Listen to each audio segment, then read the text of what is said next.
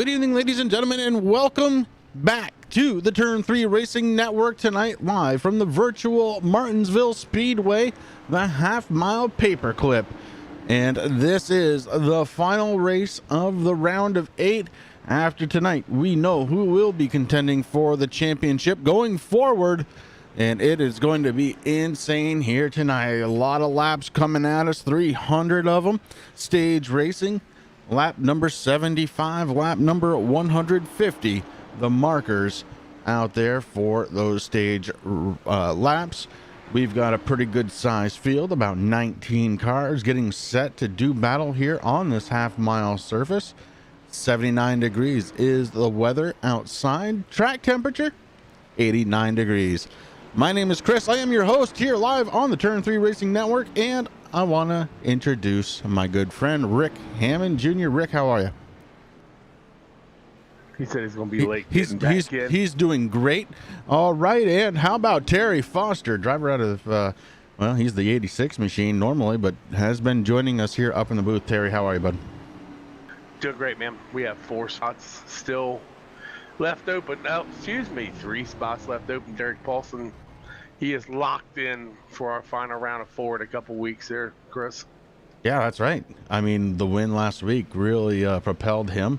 So he is locked in, ready to go. And Terry, we don't have a ton of time. These guys getting ready to go into qualifying here, but I do want to sneak in a word with, well, somebody. So who do you want to talk to here tonight as qualifying has begun? So maybe we should hold off. Yeah, we can hold off. I missed that. I don't want to. Let's not mess up. Apparently, we missed a little bit of a handshake here tonight with the Pride Outdoor Network, so unable to use up all of our time, and that's really unfortunate. It's not what we wanted to do tonight, so.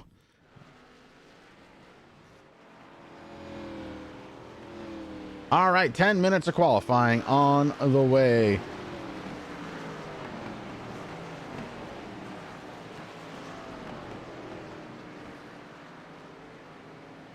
Before I get much deeper, Terry, I gotta say, congratulations going out to Mark Arthur, who very early this morning won his championship with the NASCOM Online guys. Mark Arthur, the owner and lead admin here at Blazing Pedals, getting it done last night, or rather this morning, very early. Congratulations once again to him for his championship run. Yeah, definitely, Chris. You know, I was in that race for a little bit last night, and the old foot just couldn't handle it anymore, buddy. I done tons of laps yesterday just trying to practice that thing, and I just got a message from Brian. He said he can talk if we want him. Okay, well, Brian Dees, right? Yeah, let's see. Now he's not sitting in his chair. Brian, you got me? Yeah, I got you, Terry. How's it going? Hey, bud. Okay, we ain't got a whole lot of time, so let's go through this real quick. So right now, you're sitting 5th in points, brother. Do or die tonight, man. What do you got planned? Unfortunately, I kind of think it is do or die. I think I got to win. Kind of one of those. Good news is you're 5th in points. Bad news, you're 10 points behind Jamie, and I think it was 14 points behind Butcher. So I kind of think it's must win. But then again, it is Martinsville, so you never know. Anything can happen. Now, I don't remember what happened last time at Martinsville. We was here back in May, but you started 12th, ended 12th. I can't, like I said, I can't remember if you had problems there or not, but I hope you can get out here and do a little better tonight, bud. Yeah, I remember it. I actually this week went back and watched that race, see if maybe I could learn anything to help me out tonight. I did have a little incident, and I got involved in a wreck or a little scuffle or two at the end, so that kind of knocked me back. So, been practicing. I feel okay. Setup feels good, so we'll see what happens. All right, buddy. Good luck tonight, and maybe we'll talk to you at the end of this thing, bud. Sounds good. Thanks. All right, mighty nice of Brian to join us here. Brian, got to get him back into the channel. I didn't see what channel he came out of. Brian, what channel? No, okay. I guess that means. Give me a minute, buddy. I'm back. Guess that means that Rick's back. How you doing, bud? I'm doing great. How are you? I think something that I ate for dinner not really agreeing with me, but I'm here now. Okay. Very good. Qualifying underway. It's 10 minutes open qualifying. And let's go ahead and bring it up here on the top of your screen. So far, Jamie Walker, the quick time, a 19.35 for Jamie Walker getting around this track. That's going to be tough to beat. Guys, last time here, like I said, back in May, Jamie Walker won the race, led 182 laps of, I think 300 was on this one. Man, oh man, yeah, it's 303 laps. He led 182 of them. I was looking to do a little repeat here, it looks like. Now remember, Jamie's sitting, where's he at right now? 4th in points. He has to do something, guys. I mean, he can't afford not to, or he'll be knocked out of that top 4. That's something kind of strange too, because sorry, Chris, keep breaking in on you, bud. I just don't want the dead air. But he's got to do something. I mean, you know, kind of a weird season there for Walker. I mean, he led. I mean, he's the most winning driver here at Blazing Pedals this season, 14 if I'm not mistaken. And he was always on top of the points, but the last few weeks just hasn't really worked into his favor. So yeah, I mean, it's kind of weird that, you know, you come into the playoffs and you're looking good, and then all of a sudden, boom, you know, now you're fighting for a spot. But I don't know, he's looking pretty fast out there so far from what I've been looking at tonight. You know, another one, I'm just started looking at his points. He is fastest right now in 4th, driver of the 10, Taylor Butcher Benjamin. He's not sitting in a bad spot. He's 3rd in points. All he has to do is get up there and finish in that area. I think he'll be safe to move on to the top 4. Okay, now I'm going to talk, guys, because I'm watching the 41, Dalton Kilrow, who was diagnosed just a few days ago with having COVID. Last night, Dalton Kilrow did not look like the Dalton Kilrow that I am used to calling races for. He was slow. He was sluggish. He cannot afford that here tonight, guys. He has got to be up on that wheel, and I commend him for even being out there. But Dalton Kilrow, he has got a night ahead of him. He has got to be able to finish well. He's got to be able to race better than he was last night. And that is a very tough thing for me to say because, you know, Dalton has been very consistent here this season. And last night, like I said, just not the same guy I've been accustomed to calling out here so far this season on the Blazing Pedals.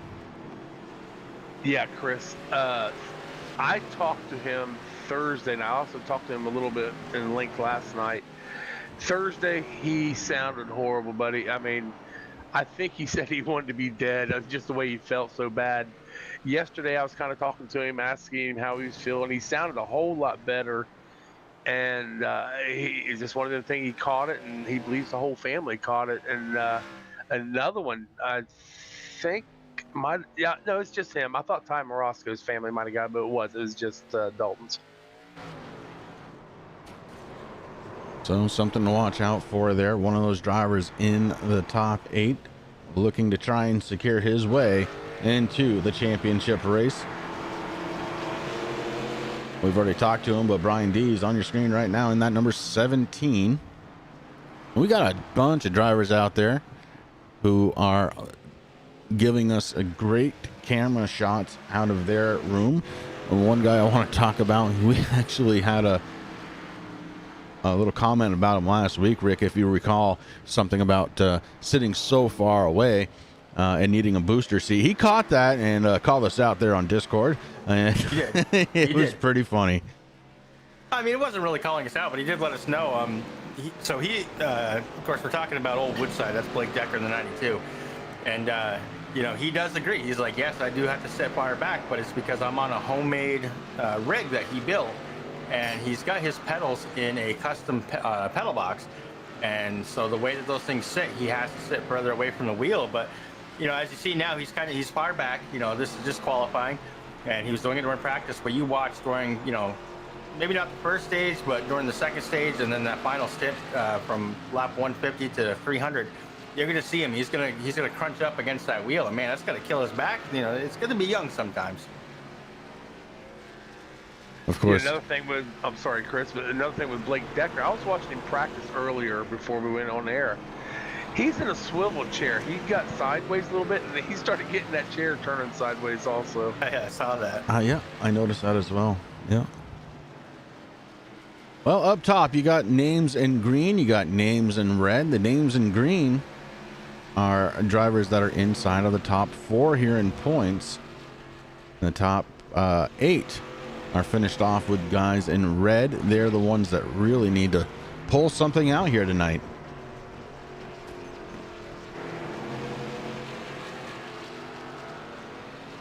It's going to be real interesting, guys. I mean, Martinsville, tough track, you know, short track. We're going to see some tempers. Hopefully guys can keep them. I mean, if I'm a driver out there, I'm going to be pep talking myself. You know, I got to stay calm, protect my equipment, you know, run my strategy, do what I have to do, and keep this thing good and clean. I mean, obviously aerodynamics, not a big thing here at Martinsville, but you know, you want to keep that steering good, because you get a little messed up on that steering, man. It's hard to make these tight corners. All right, guys. Well, about 30 seconds remaining here in qualifying. We're going to step away for just a moment.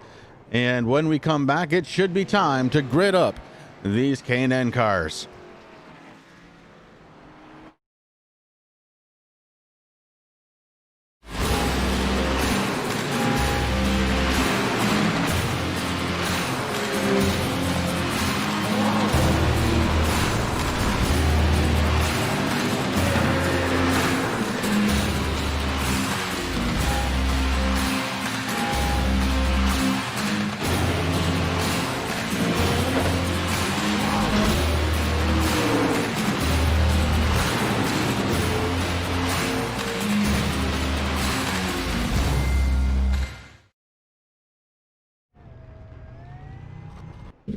And we are back just in time for the end of qualifying, guys. This is going to be a pretty good challenge here. 300 miles, 300 laps, 150 miles here at the Paperclip.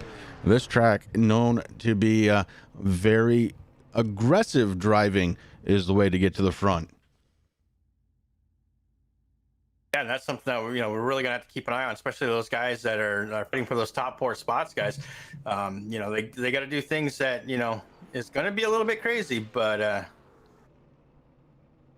gonna be fun and interesting here tonight.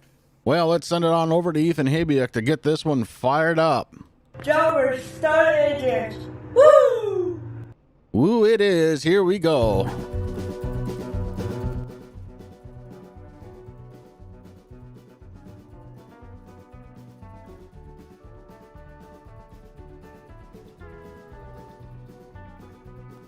This is the TRJ Karting.com Blazing Pedals TRJ Karting.com K&N series.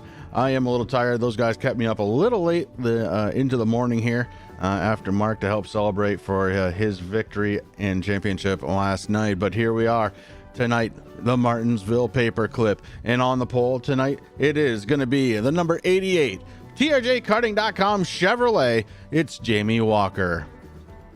Starting to his outside, it's going to be the Top Flight Racing number 41 of Dalton Kilrow. Starting inside row number 2, it's going to be the 76 Speed Mafia machine of Rick Thompson. To his outside, it's going to be the Speed Mafia's own number 33 of John Perkins. Inside row number 3, it's the 10 car belonging to Taylor the Butcher Benjamin.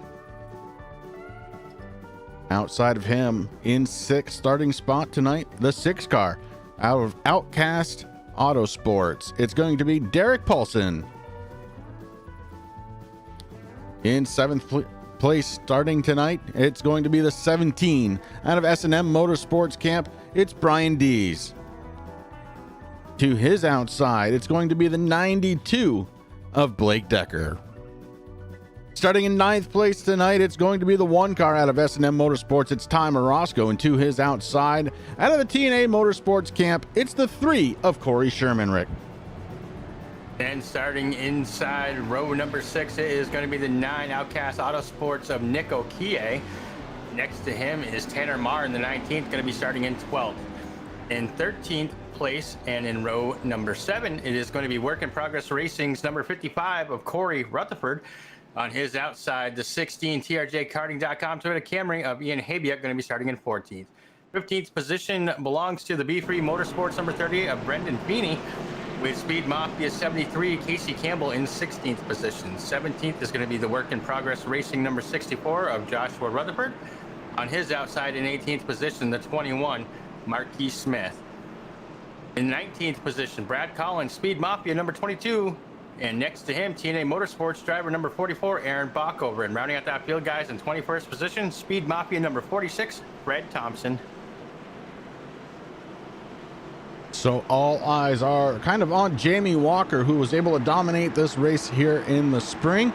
Let's see if he can do it again. Jamie Walker on the inside pole, getting ready to go green for the first time here tonight. Martinsville, the Paperclip, the site of excitement as green flag drops on the field.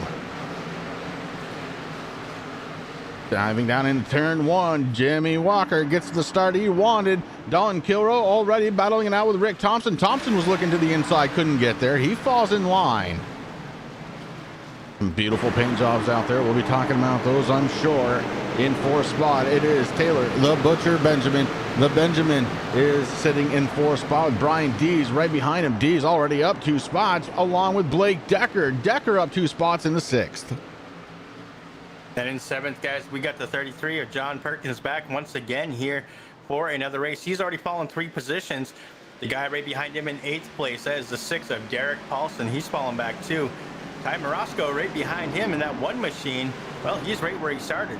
And right behind him, Nick Okie in that beautiful number 9 is battling it out with Corey Sherman, who brought his paint scheme back, his original.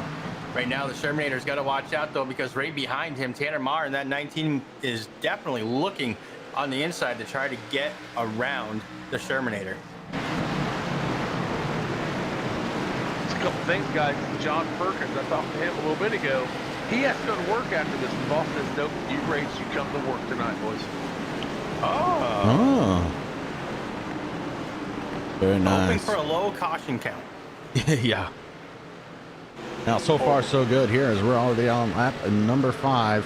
As Jamie Walker taking him down the backstretch into turn number 3. He had the lead off from the start. Our pole sitter tonight leading the way around this half-mile track, starting to separate himself now a little bit from Dalton Kilrow. That's the guys. I took a walk down the lane earlier today, and a lot of the guys are saying the car is loose off of 4. A couple guys saying on a short run it was horrible, but after that, man, that car gets locked in. So kind of watch turn 4 tonight, see what they can do there. What turn 4? Oh, there's a turn 4 here. This ain't Pocono. Yeah, this ain't Pocono. Oh, okay.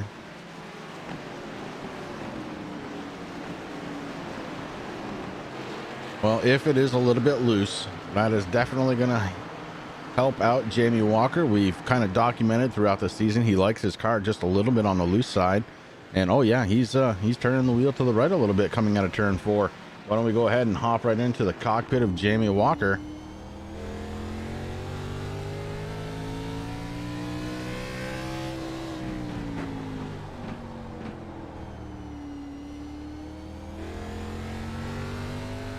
Looking pretty good in 1 and 2. Yeah, 1 and 2 was pretty good down the back stretch into turns 3 and 4. Let's see if he has to correct a little bit.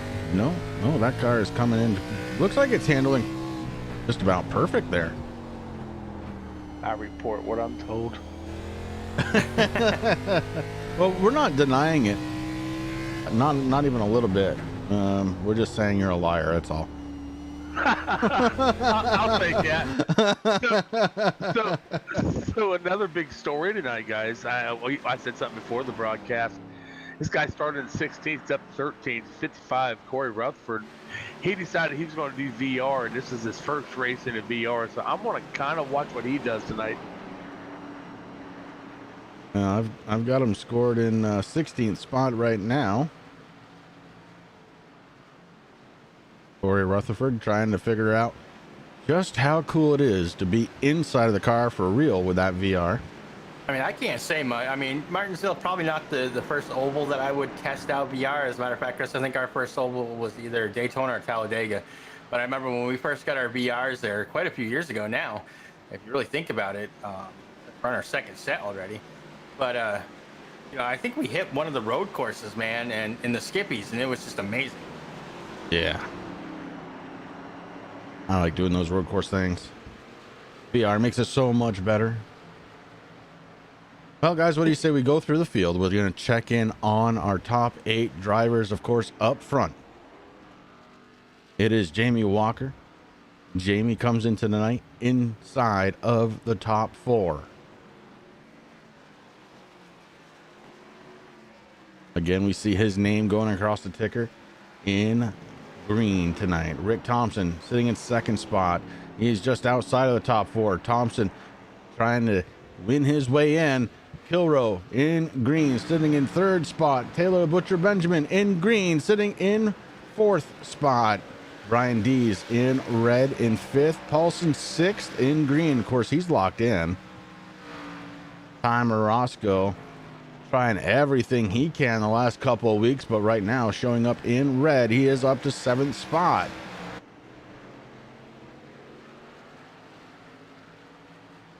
And it takes us a minute to get back to Sherman, but Sherman's not highlighted, unfortunately. Corey Sherman is one of those drivers, guys, who is battling it out. Needs a win here tonight. He knows what he needs to do. Now the question is, can he get it done? I didn't talk to my teammate Corey Sherman a whole lot this week. I just let him be on his own, let him think about this race tonight, and wasn't give him a bunch of bull crap over the weekend like we usually do. I know one nice thing, guys, is he is sitting in that 10th position right now, and that doesn't sound all that great. I mean, it is good, you know, being inside the top 10. I mean, obviously you want to be in that top 5, if not, you know, the top 3. But right now the Shermanator is exactly where he started this race when that green flag dropped. So he's holding steady. I know he was getting a little racy there. Right now he is trying to work around the 92 of Blake Decker. Of course, we talked about him earlier, but look at the cams. I mean, Corey's all business right now, doing his thing. And it's a long race here. I mean, we're on lap 19 of 300, so plenty of laps still to go. So we talked about Corey last week about getting his new equipment. That's what he's using, guys. He's got all that new equipment hooked up. Yeah, we did talk about that, and I think we said that he probably shouldn't use it, but, well, he did mention that he got a lot of practice in this week, so he must be feeling comfortable enough to get in there and use it. Sitting there looking at chat, it looks like TRJ Karting, I would imagine that's Tim, is not helping out Ian tonight. Sounds like a weekend with the wife, good food and booze. Sounds like a good weekend to me. Amen. I could do without them. Careful, Mom might be watching, buddy. She is, I believe.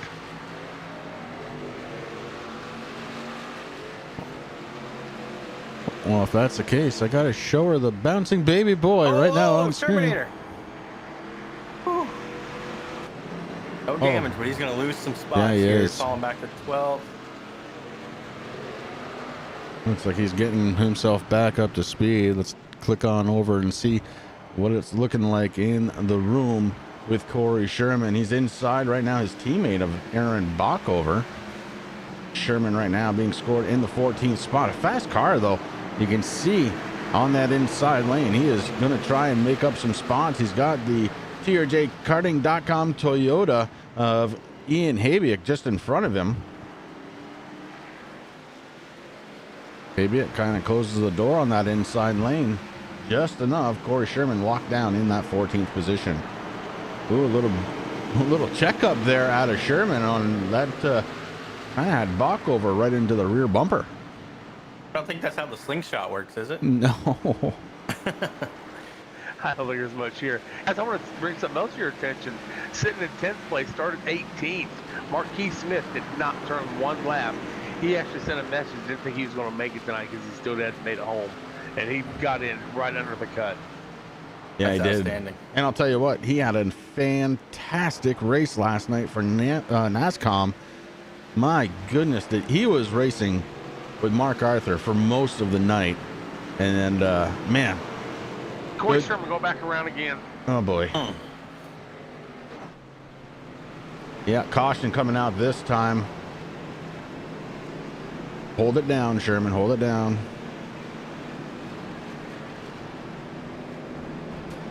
Oh. All right, let's go back and take a look, see what happened with the 3-car.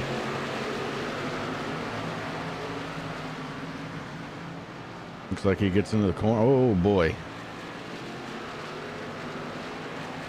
Hard to tell, but may have had a little help there.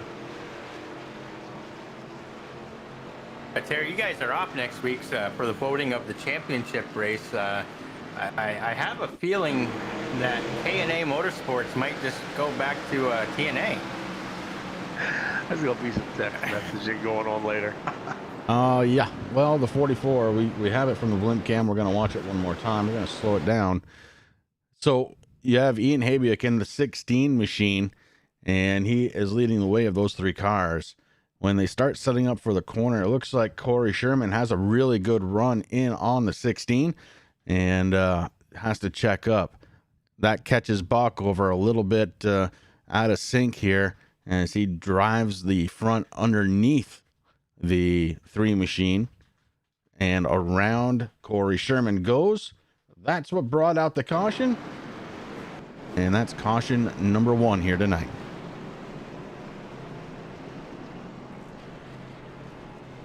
I'm sure Bockover's talking to him right now, apologizing to him. I would imagine.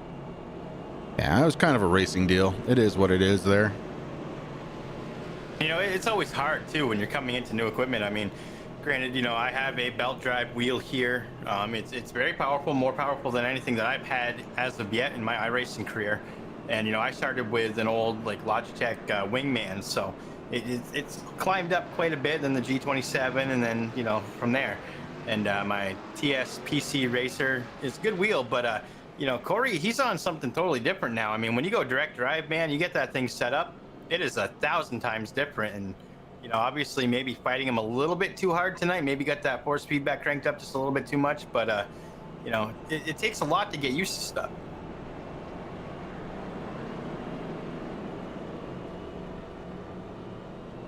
Ian messing around with his camera for some reason. Ian, leave it alone.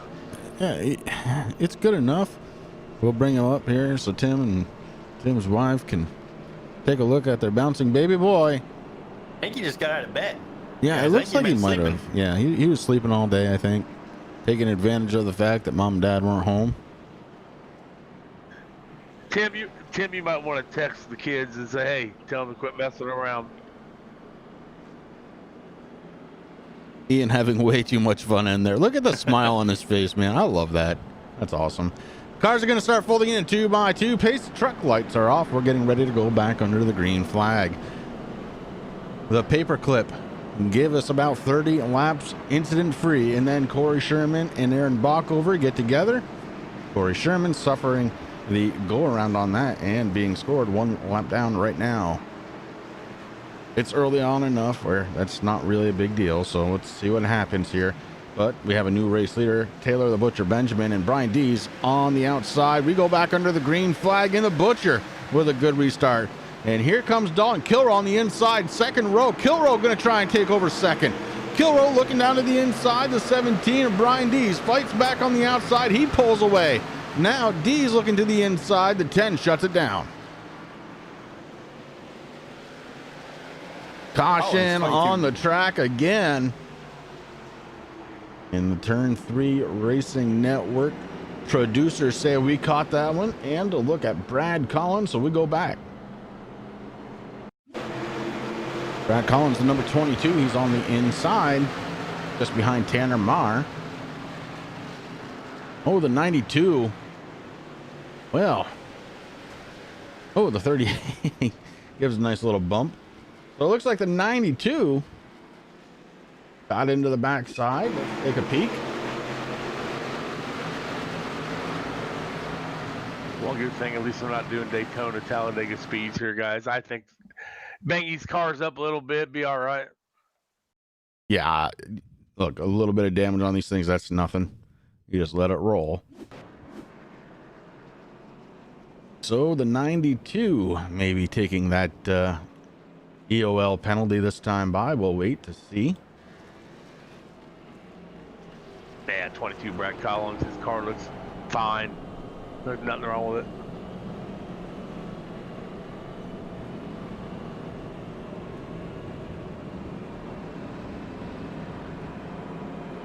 Some drivers opting to come down pit road. Probably not a bad idea. Get your fuel. Guys, looks like the 92 is actually going to get called there for that caution there. Went in a little too hot there on the corner. And so 92, Blake Deck are going to be getting that EOL. Rick, something there Sam just said to these guys. Get in a straight line, start picking guys off one at a time instead of trying to do 2 or 3 at a time. That'd be a good thing to do right there if I was these guys. Well, you know, you're absolutely right. I mean, we talked about this last week too during Texas, and these guys, they need to take it nice and slow here at Martinsville. I mean, really, you want to get nose to tail, and exactly what you just said, Terry. You know, these guys, they want to pick off one at a time as you can, and it's hard. I mean, a lot of guys have a lot of things riding on this race tonight. And, you know, so it's hard to take a deep breath and take it easy. I mean, 300 laps here at Martinsville, yes, it will go quick, especially if it stays under green. But, you know, there is plenty of racing to go, and that's what they need to do. I mean, to try to be making crazy moves at lap 28, 29, 30, you know, that's just going to put you into a bad spot. I'm looking back at the last race here. We had 21 cautions for 111 laps, guys, for that 303 laps. Well, hopefully we don't see that tonight. Would much rather see more green flag racing than the caution-filled event that we had here in the spring. And it looks like we are filtering in 2x2, getting it ready to go back to the green flag. That Silverado looks nice.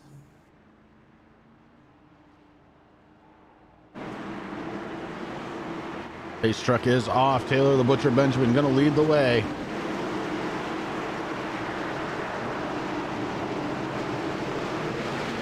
Green flag is out, and here we go again.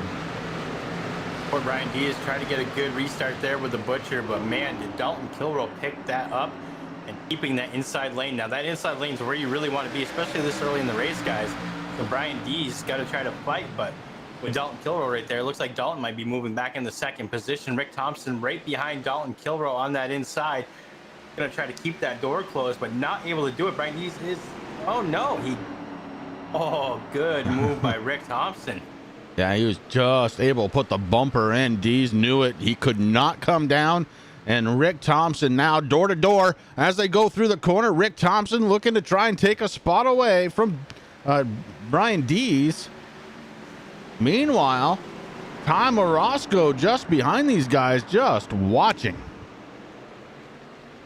As you know, Brian Dees and Ty Morosco, both team members over at S&M Motorsports, so it's going to be interesting to see if the one is going to allow Dees to move in, but you know, I don't think we're going to see that too much from Morosco. He's been moving around trying to, you know, close up both lanes, but he does move down into that inside lane as he goes through the corners, and he's got to be careful because Paulson, that beautiful 6 MF Racing Designs machine, coming, and so is Jamie Walker and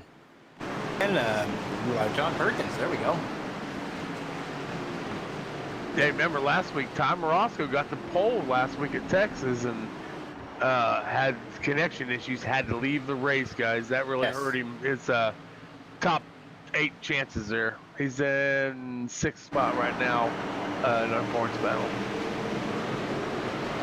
So he's still in a good spot. I mean, 6 isn't bad if he has a good night here. I mean, I've been actually keeping my eye on the one, making sure that he doesn't have very many blinking issues, and he's been solid all night here. So I don't know if he's got it figured out or the, you know, the good gods are on his side right now, but he's doing a fabulous job there, sitting inside the top 5. Battle still for 2nd spot. For 3rd spot between Brian Dees and Rick Thompson. I'm telling you, these guys kept me up late. There was a celebration to be had, and you know I'm a part of that. Once again, for Mark Arthur winning the championship last night. Brian Dees in the outside. He is the driver on the right-hand side of your screen. The 17 trying to hold on to third. Rick Thompson and him have been locked side by side, wheel to wheel. And now it looks like Deej with a good move on the outside, putting the power down on the 17. He takes it over solidly and drops down in front of Thompson. Yeah, I've been watching the camera, in-car camera of Brian Dees, Chris, and look how just cool and calm he is. I mean, if I wouldn't be racing like this. If I was side by side with somebody like that, trying to get into the, you know, the inside lane, I don't know if I can be that cool. And he kind of forced into it. Big stuff at play here. Oh, Ty Morosco just touches the wall a little bit, bounces off. Just a little bit of a scrape there. No big deal for Morosco, but could have been dangerous for the guys behind him. Morosco holds on, and speaking of holding on, here comes Jamie Walker. He's holding on to the inside lane against Derek Paulson. Paulson now on the outside, not going to be able to hold on to the 88. The 88 going to sneak on by. That is for position number 6. So Walker moving up one more spot. That is our pole sitter. He did come down pit road. A couple of drivers, they opted not to. And we'll see if that's going to play out here. Remember, the first caution for stage end is at the end of lap number 75. So just about 25 laps to go before we're scheduled to fall under caution again. And nothing that matters now, Chris, in this first stage. Guys is telling me about between 75 and 80 laps on fuel. If this our first caution is at 75, into 75, beginning at 76. I think we're okay on the fuel. So they run 50% fuel here, and it sounds like they can go the entire first wave without stopping, but we're going to find out if that's true because Morosco got a big blink. The Butcher is out there. He has not come down pit road yet. Oh, and he actually has a really good lead there on Dalton Kilroe, guys. Just over 2 seconds right now. Clean air is where it's at here. And if you have a big track in front of you that you can do whatever you want, boy, you're going to be getting some good speed out of your car. And I think Dalton, while he's sitting in second spot and would love to be challenging, I think right now, the way he's feeling, probably just happy to be in second spot, guys. Tom Morosco into the wall again right there at the start-finish line. As he goes up again, having another, he's definitely getting into that blinking issue here, guys. That's hard for guys like Jamie Walker and Derek Paulson. You know, they really got to get on the brakes in the corners there, because if Morosco blinks out in the corner, they don't want to end up having that car come back out on track in their car, because as soon as iRacing catches up with the data processing of the one, you know, that could spell disaster. So unfortunate right now for Ty Morosco. It looks like the 88 starting to look on the inside, peeking just a little bit, trying to find his way. He says, listen, I don't want to see you blinking anymore, buddy. You're scaring me. Yeah, meanwhile, Morosco makes a nifty move down to the inside of Rick Thompson. Thompson now stuck to the outside, and Thompson is going to probably go down at least 2 spots, maybe 3 if Derek Paulson decides to pull down. Rick Thompson stuck on the outside lane. That's not where you want to be. It's going to be a freight train going around him.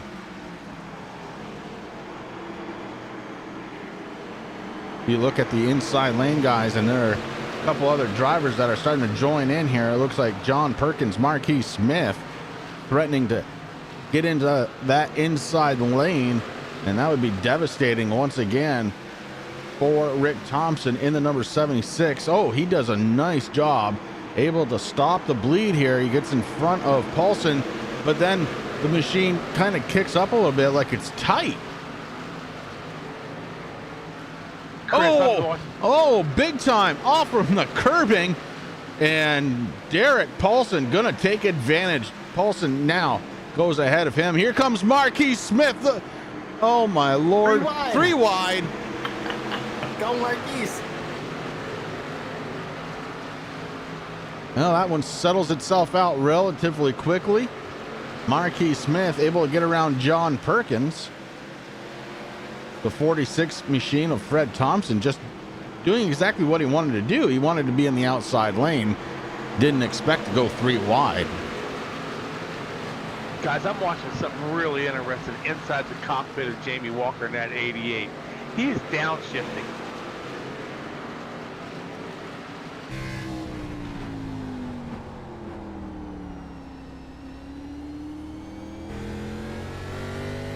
Yes, he is.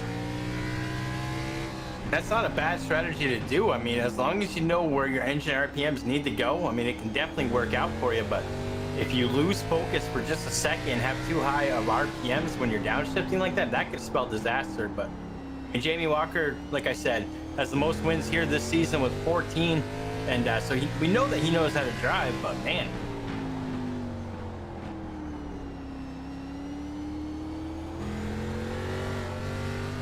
Oh, there's that little loose off from turn 4 that we were talking about earlier. He didn't make me a liar after all, did he? No, eventually he proved a point. Now this is, 63 laps in, assuming on the original set of tires here. And, well, that's something we haven't talked about either here, guys. Tires. Yep, same as last week. You got the set you start with plus 3 more. That's 4. So these guys are going to have to baby these things if they want to keep a set around for that last stint.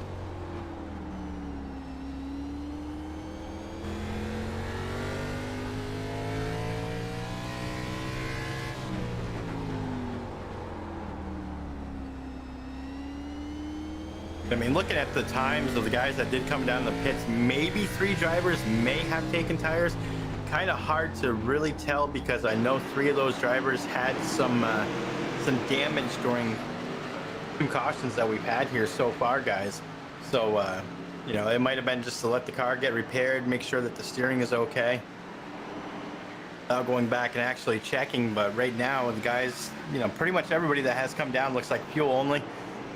So it's going to be a long stint there. I mean, stage 1 is going to be ending here soon. Then we go to stage number 2, going to be at the end of lap 150, and then it's a 150 lap shootout.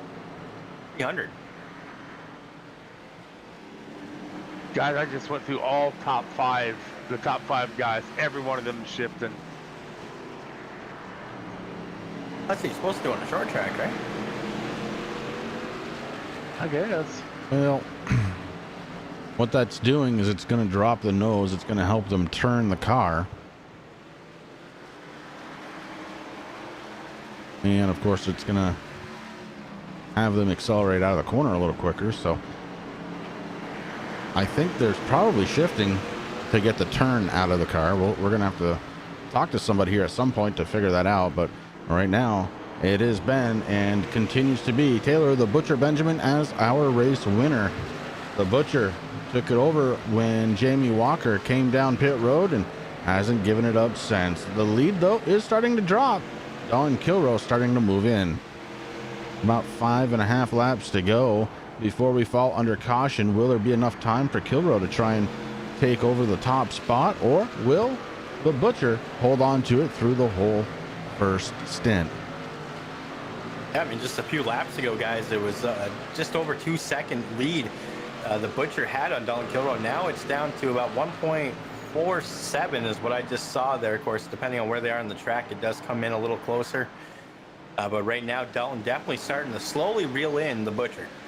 And slowly turning left and catching Dalton is Jamie Walker, who was just able to get around Brian Dees really quickly.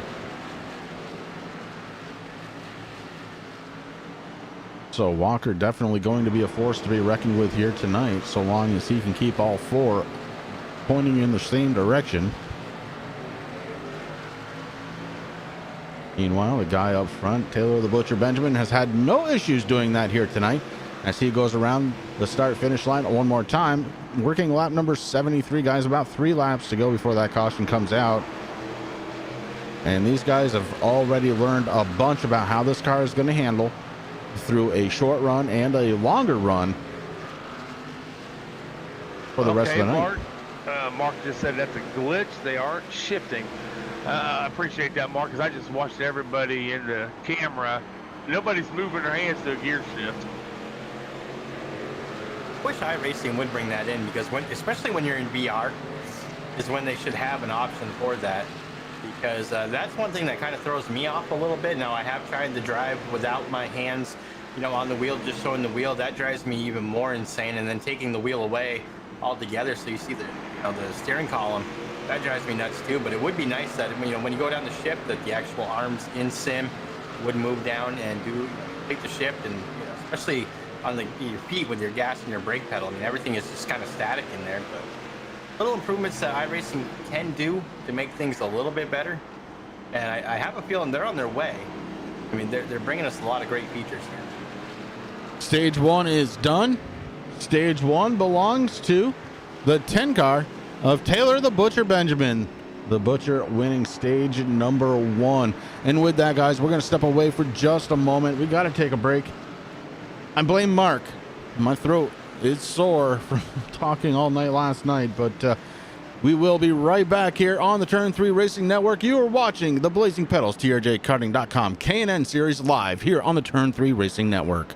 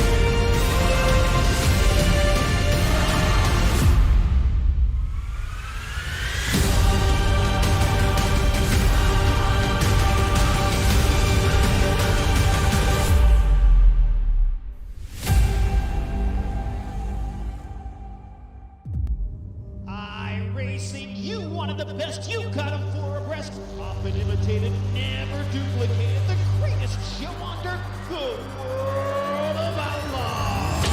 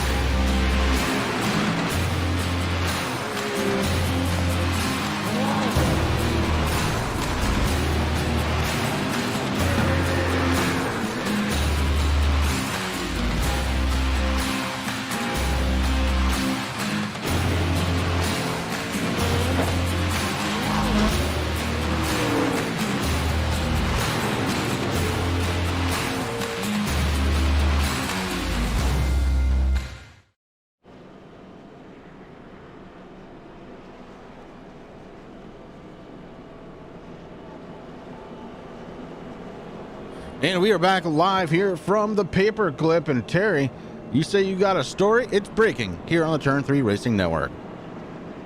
Well, it's about you, my friend. Oh, okay. Well, Mr. Mark Arthur evidently heard you say you was blaming him for having to take a break because your throat don't feel good. He did reply back, said something about beer cans last night. I don't know what he's talking about. I have no idea. Yeah. I did tell him what was going to happen if he had me broadcast last night, and I feel like I kept it pretty good during the show. After the show, well, that's another story altogether. Here we are, getting ready to go back under the green flag. Pace truck is off. Taylor the Butcher Benjamin, your race leader. Dalton Killer 2 is outside. Then it's Nick Okie, Jamie Walker. Green flag getting ready to wave. It waves now. And Taylor the Butcher Benjamin, he is able to scoot out in front just a little bit. Here comes Okie. Okie in last night's race didn't like the setup tonight. Let's see what it does. Right now, Walker was able to get around. Oh, here comes Poulsen. Poulsen now coming to the outside. Derek Poulsen powering through on the outside along with Brian Dees. Nick Okie. Oh, Nick Okie turns down into the 21 of Marquis Smith. Oh, man. Oh, Nick.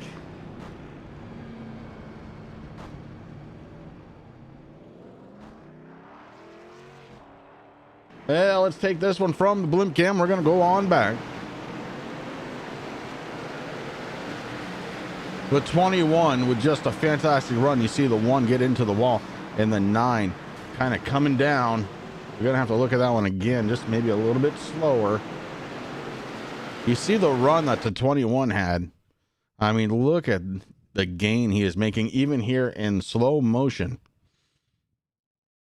You see the 1 car kind of bouncing himself off the wall and holding it there nicely. And then Okie starts turning down into the lane. The 21, no place to go. Caution comes out once again.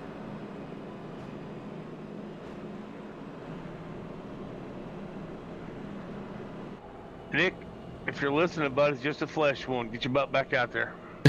It's just a flesh wound. Absolutely. Well, guys, know who this works out for? It's going to be the 3 of the Shermanator back on the lead lap. Yeah, that's pretty huge, actually. Exactly what he needs. You see him taking that lucky dog.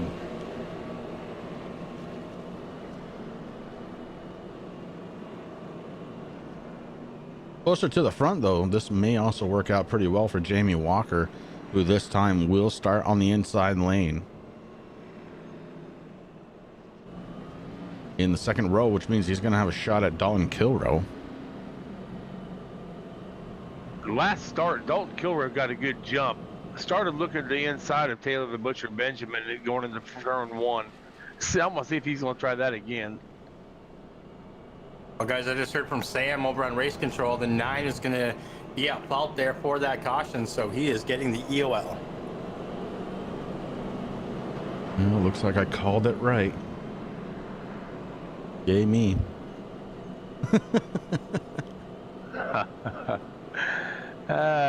Even a blind squirrel finds a nut. Yes, sir. I mean, I'll take the rest of the night off and just watch this race. No, no. Oh, you don't need me. No, I think I do. So going back to the first stage, guys, Taylor Butcher Benjamin, that's 10 points that he really drastically needs to keep moving up, to keep in that top 4, guys. Yeah, it's huge. Winning stages tonight, very, very important.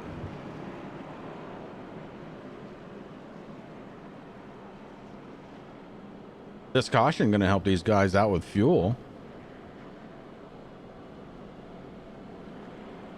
You know, this stage does end at the end of lap 150.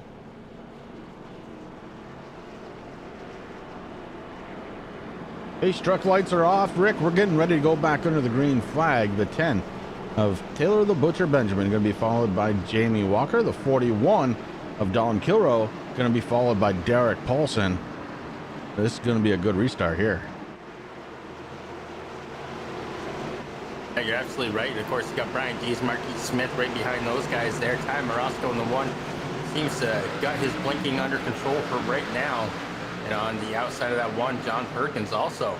These guys definitely battling out. Looks like the 22. Oh, the 17, a little choke up there. 17 able to hang on to it. Butcher getting a really good restart, but look at this. Jamie Walker has the inside door closed on Dalton Kilrow on that 41. Yeah, that choke up you're talking about was the 6 of Derek Paulson, who moved himself down to the inside lane, cut the 17 off. Paulson driving very aggressively here in the early stages of this one. He wants to win here tonight. Meanwhile, it is Jamie Walker to the inside of Dalton Kilrow. That is for the all-important second spot. And Jamie Walker does clear him. Walker now in second spot. Here comes Derek Paulson looking to the inside. Couldn't quite get there. The 17 of Brian Dees also looking to the inside. The 21, he's out on the outside. That's Marquis Smith. Smith has been fast here tonight, guys. Watch. Oh, my goodness. Oh, he gets into the back of Paulson. The 17 gets into him. And, oh, my goodness, Ty Morosco goes up on the hood. My Lord. Oh, it still continues. Oh, my goodness. All right, let's go back. This one, this one's got a bunch of names associated with it. Let's go back and take a peek. So we have the 21 of Marquise Smith, and that's kind of where it all started. Marquise dives down to the inside, gets into the 6. And, oh, look at Perkins and Tanner Marr. And, oh, my goodness, look at these cars. They're just stuck on top of each other. Oh, my man. Oh, it's so cool.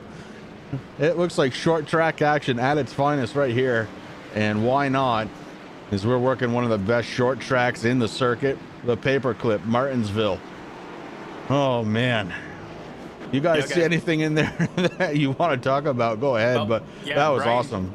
Yeah, Brian D's got a little piece of that also there. You see the damage, heavy damage on the back right of the 17 Do machine. And heading down pit road now, of course, is also being followed by Blake Decker. And poor Tanner Marr, man, his hood's all crumpled up.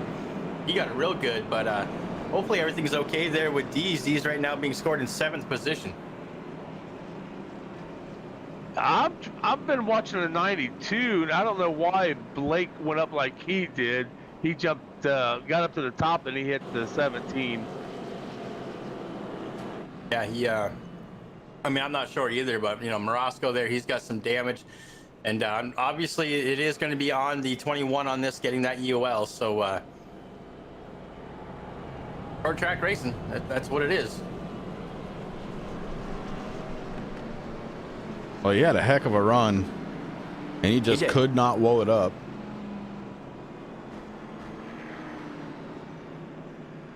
Marquise Smith, don't count him out. He's not done yet here tonight, guys. He's uber fast from everything I've seen.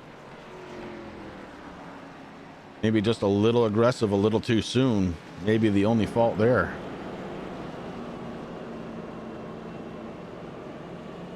Guys, I want to bring something to your attention. The last caution we had, the 3 of Corey Sherman got his lap back.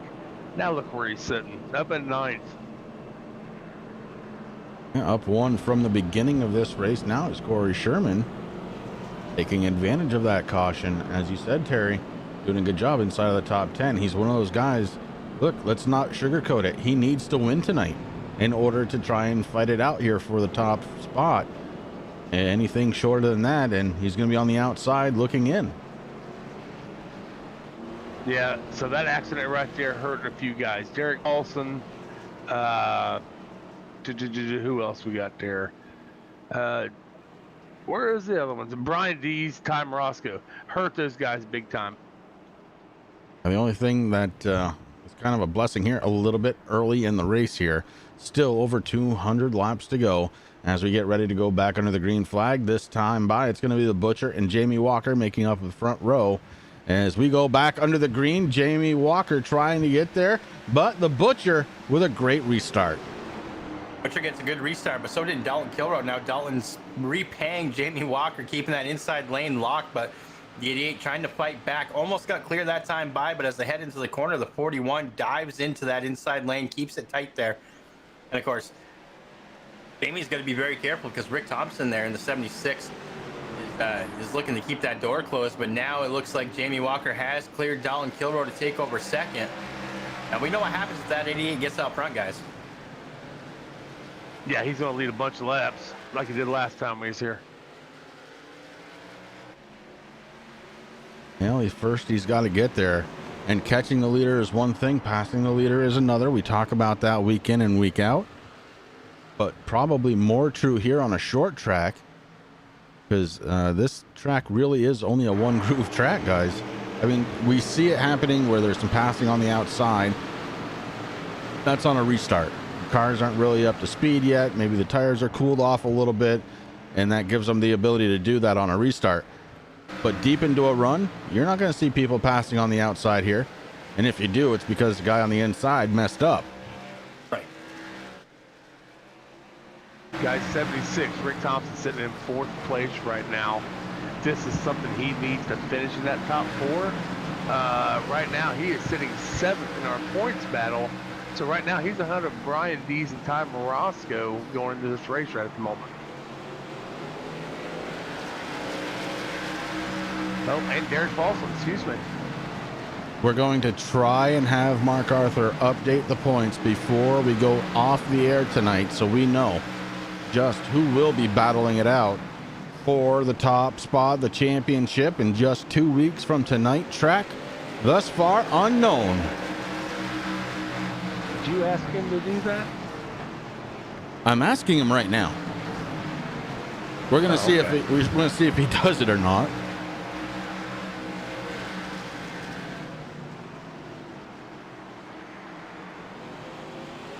I would say there's an off chance that it'll happen. I mean, usually Terry. I throw it in there. You know, where's the points? And see. I mean, Mark was pretty quick with it last week, and you know, all the drivers here are gonna want to know. No, he wasn't. He put him out Thursday or Wednesday or something like that. Anyway, I'm gonna watch Walker, man. Every so often he gets right up there next to Taylor. Caution on the track, guys. Caution on the track. It might have been the 1 car timer. Oh, go to Corey, the Shermanator Sherman, and the 73. Yeah, the 73. All right, we're watching the 3 car. That's Corey Sherman. The 73, Casey Campbell. Oh, man. Oh, man.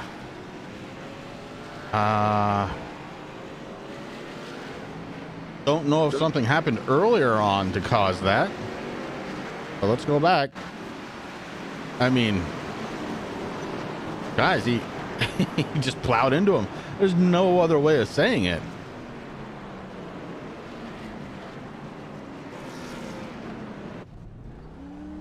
All right, let's take a look one more time out of his front windshield. In fact, let's go ahead and back it up just a little bit. Let's see this one a little bit closer. You know, not for nothing, but it looks like the 73 was checking up for nothing. Was definitely off the gas pedal. You could see the weight of the vehicle shift. See if we can catch that again. Yeah. But really, race control came in and talked about Chris. Sam came across the radio and reminded everybody here that everyone's going to have different braking points here. I mean, Martinsville, as you know, we've driven this track multiple times. You know, some guys might brake a little early to really, go into the corner. Some guys like to do it a little late because they have a little bit of control in their car. Maybe they are downshifting. And but right now, Corey Sherman actually going to be given the EOL on that. Guys, I don't know what's going on. Blake Decker is out of his rig with a flashlight under it. Oh boy. So I heard over the radio about that also. Actually, the Butcher came in. Now, right now, Blake Decker is sitting in the Top Flight Racing team channel, and he's having an issue with one of his springs on his pedal.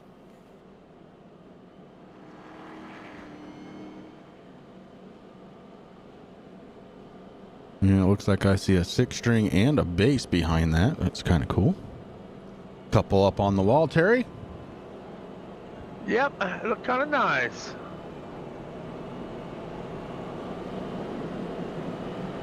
And Mark says give him a couple long commercials before interviews, and he should be able to have them done.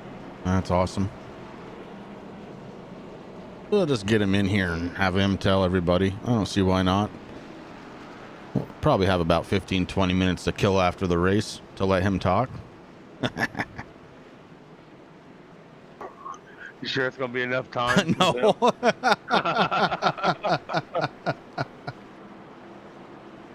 Big mover of the race so far. How about it? It's a 22 right now in fifth, or excuse me, yeah, in fifth spot. Brad Collins up 14 spots since the beginning of this one.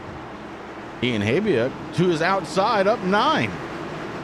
Getting ready to go back to the green, and the Butcher with a nifty little restart there. That's going to allow the 41 to put a challenge in on Jamie Walker. Walker going to keep it to the outside. Walker going to try and challenge for the lead here on this restart. Not going to be able to get there. The Butcher closes the door.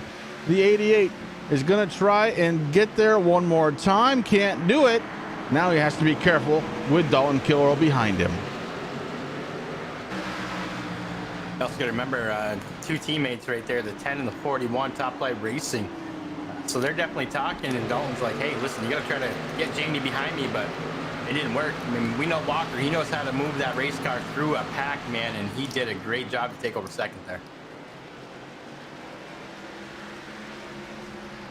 Looks like Blake Decker's about ready to get back into his rig after being, he's 5 laps down right now in that 92 car.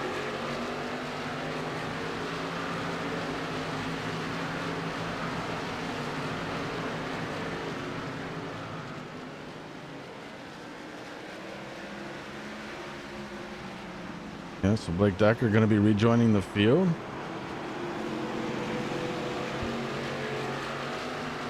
Looks like he's going to be coming right out in at the tail end of the pack there. That's just a good place.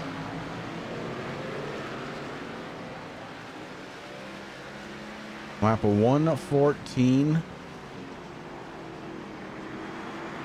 Out of 300 guys, and the next caution scheduled at the end of lap 150.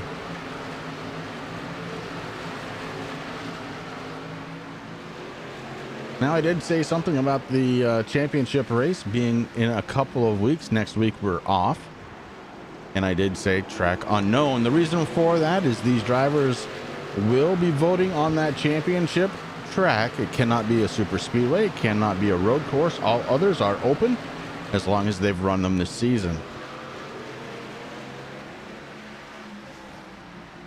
If things hold true as they did last season, Rick and I will be the tie breaker. And if that's the case, you all are going to hate us. What makes you think? No, I can't say that. We don't hate you. We love you, man. Oh boy, Terry, we've got a battle for the race lead, and it is going to be Jamie Walker. He got to the inside, and the Butcher didn't have anything for him. The Butcher has to let him go by. Jamie Walker leading this one again. It's been a long time here since the pole sitter has been to the front. Now he is there, and the whole track in front of him to do as he wishes. Look who's sitting in third place right now, guys. That is the Bacon Shake Bates number 76 speed Mafia driver Rick Thompson, doing a fabulous job here tonight. Definitely something Rick needs is a good finish tonight. At least, you know, right there where he's at would be awesome for him. Oh, most definitely. I mean, I don't think he's even gotten past his win yet that he's gotten this season, man. He was so excited. This is definitely going to help excite him more. Having a good race. Now, we do still have a lot of race left. I mean, we still have more than half of this race to go. So anything can happen, but right now, Rick Thompson, I'm sure, very, very happy with the way that 76 is feeling out there. Guys, one thing he's got. I'm just going to put it out there real quick. It wasn't that long ago Marquis Smith was involved in a caution. He got the EOL penalty. Now he is already back up to the top 8. Marquis Smith, very fast here tonight. Very fast, and it's not the first time that he's done that, Chris. I mean, he's already up 10 positions here from the start of this thing. So he started back there in 18th position, so it was nothing for him to find his way back through the field with that 21. Well, the one thing these guys haven't had to deal with yet in the last 122 laps is lap traffic. We've had cautions that's kept these guys from ending up with lap traffic. And we know Jamie Walker will work through traffic, man.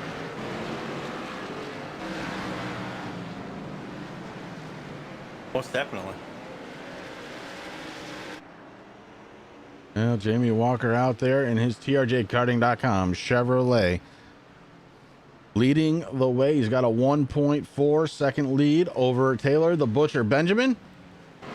And he's going around Fred Thompson in the 46. Fred, such a gentleman, just moves on up, doesn't try and get in the way, just out here having some fun. That's big news. The 92 Blake Decker are going to be out of the race.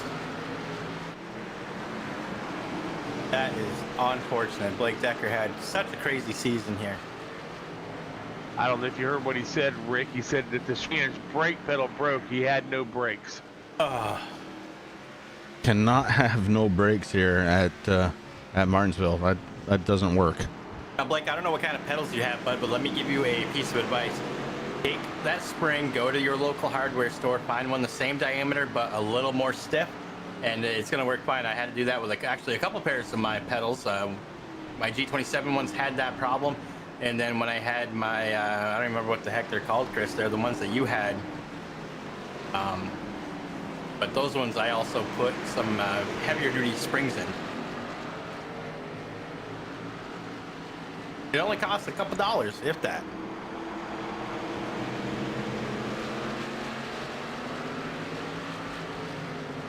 You know, Rick, the big difference there is, I don't know, have you seen the size of the kid? He has too much of a stiff pedal. He's going to push himself back.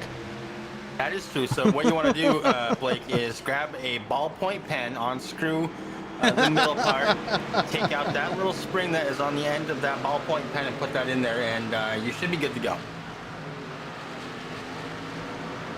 Oh, I just heard no crap from Collins. I'm not sure exactly what that was all about.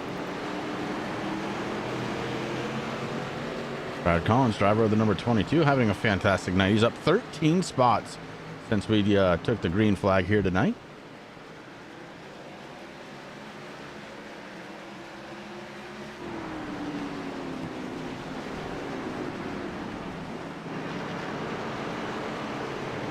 Guys, right now I'm looking at the 41 of Dalton Kilroe. He's down 3 spots since the beginning of this race, and Dalton is the driver we were talking about earlier. He was diagnosed with COVID along with the rest of his family there just a few days ago, and definitely not feeling up to par. But tonight, I think just doing enough.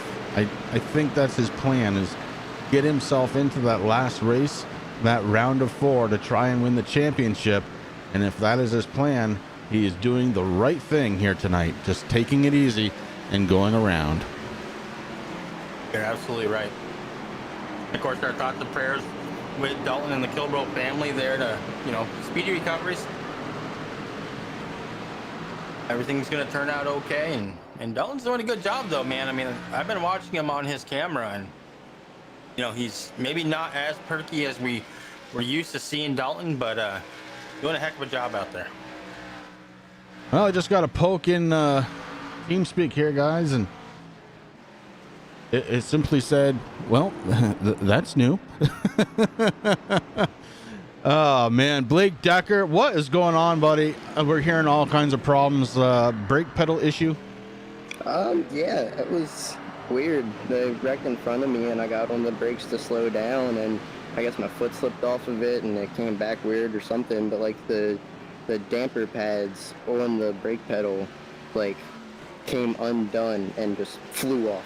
Like, it was, yeah, no, it was weird. I think I got it figured out now, but I'm already like 10 laps down, and when I towed, it took a tire set, and I, running 200 laps on one set of tires, I'm really not up for that challenge. No, I can't blame you. Hopefully it is repaired, though. Not the night you were looking for out of the 92, but it's been a heck of a lot of fun picking on you. I mean, watching you here racing. It's been really good, and I hope you come back here for the championship race just 2 weeks away. Yep, I'll be here. All right. You know what it is, Blake? I know what your problem is tonight. I didn't see that mason jar out there tonight. Man, I know. Right after qualifying ended, I was like, man, I'm thirsty, and I looked over, and it wasn't there, and I'm like, damn, it's going to be a long race. Right, everybody has their things, man. I'm telling you, that mason jar filled with water, that's your thing, so make sure it's there going forward. Yep. All right. Blake, thank you very much for joining us up here in the booth. Anybody you need to thank while we have you here? No, I'm just going to go cry for a little bit. All right, buddy. Have a good night. You take care of yourself. And y'all too. Blake Decker joining us from the TRJ Karting Infield Care Center here tonight. Gonna call it a night and take a cry. Guys, talking to Blake there, I'm watching Jamie Walker. He's got over 3.5 seconds lead over second place in that 7.6 Rick Thompson. Yeah, he is dialed it in, being ultra smooth, ultra consistent, hitting his marks time in and time out every single lap. And Terry, that is the sign of a championship driver. Will it be enough here tonight to get him into the championship? And then once he's there, will it be enough to score a championship for Jamie Walker and the TRJKarting.com crew?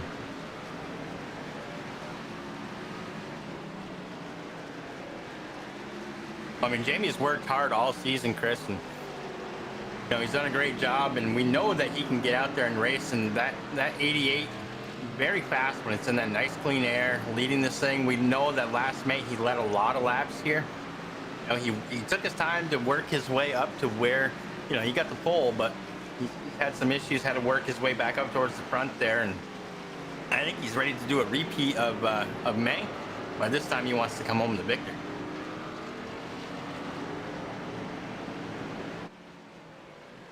He's definitely starting to slowly reel in some more lap traffic, guys. And Rick Thompson, Derek Paulson running second and third. The Butcher back to fourth position. Dalton Kilrow still holding on to the fifth position. Brad Collins behind him in sixth. Then it's Brian Dees in seventh. Marquis Smith in eighth. Ian Habiak running inside of the top 10. He's running in ninth spot with Tanner Marr right behind him with that crinkled hood. The 19 inside of the top 10. Yeah, John Perkins in the 33 sitting in 11th. The one of Ty Morosco down 3 positions from the start of this thing in 12th. The 38 of Brandon Feeney in 13th. The Shermanator has fallen down a little bit, guys. He is sitting right now in 14th position. Right behind the 3 is the 73 of Casey Campbell. He's going to be sitting in 15th. Then you got the 55 of Corey Rutherford, the 44 of Aaron Bach over in 17th, Joshua Rutherford on 18th, and I believe, if I'm not mistaken, that's the first car 1 lap down. Then you got Fred Thompson, Nick Okie, and of course we know Blake Decker having some mechanical issues here tonight. He is going to be rounding out the field right now in 21st position. Jamie Walker just getting around Nick Okie one more time. Okie drops another lap.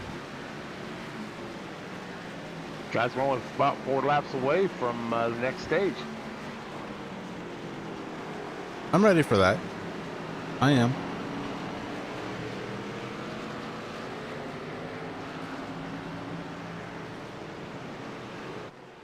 Now it's kind of interesting there, guys, when we were going through the field there. The 22, Brad Collins, has fallen a couple of positions. Marquis Smith in the 21 takes over 7th position. Brian Dees moves up into 6th. So Dees trying to get back into that top 5. He's only got to catch Dalton Kilrow and find a way around Kilrow. Right now, Kilrow working on the inside there of the 46 of Fred Thompson. Now it is Brian Dees' turn. They're still fighting hard up there towards that top 5. Now Brian's car has definitely seen better days, but it seems to be relatively quick here still, as he is in that 6th position trying to reel in Dalton Kilrow before the end of this stage. I don't know that it's going to happen here, guys. Only a couple laps to go. Aaron Backover getting set to go down a lap, though, as the 44 getting challenged by our race leader, the 88.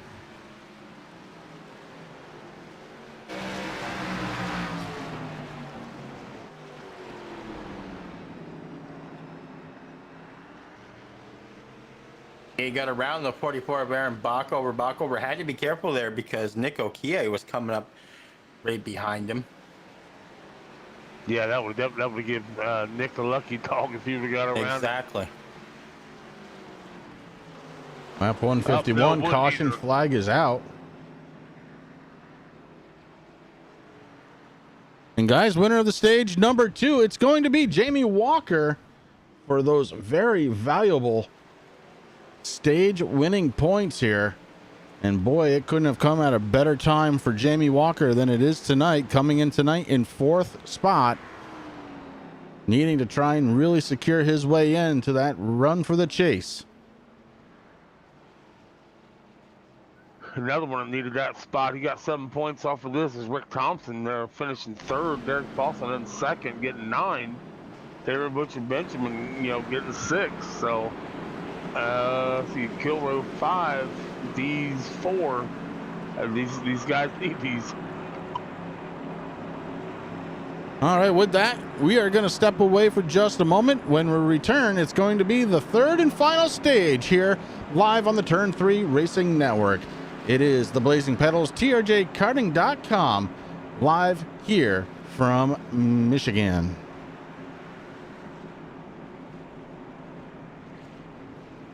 Me too. Yeah, at Martinsville. That's what I mean. Yeah.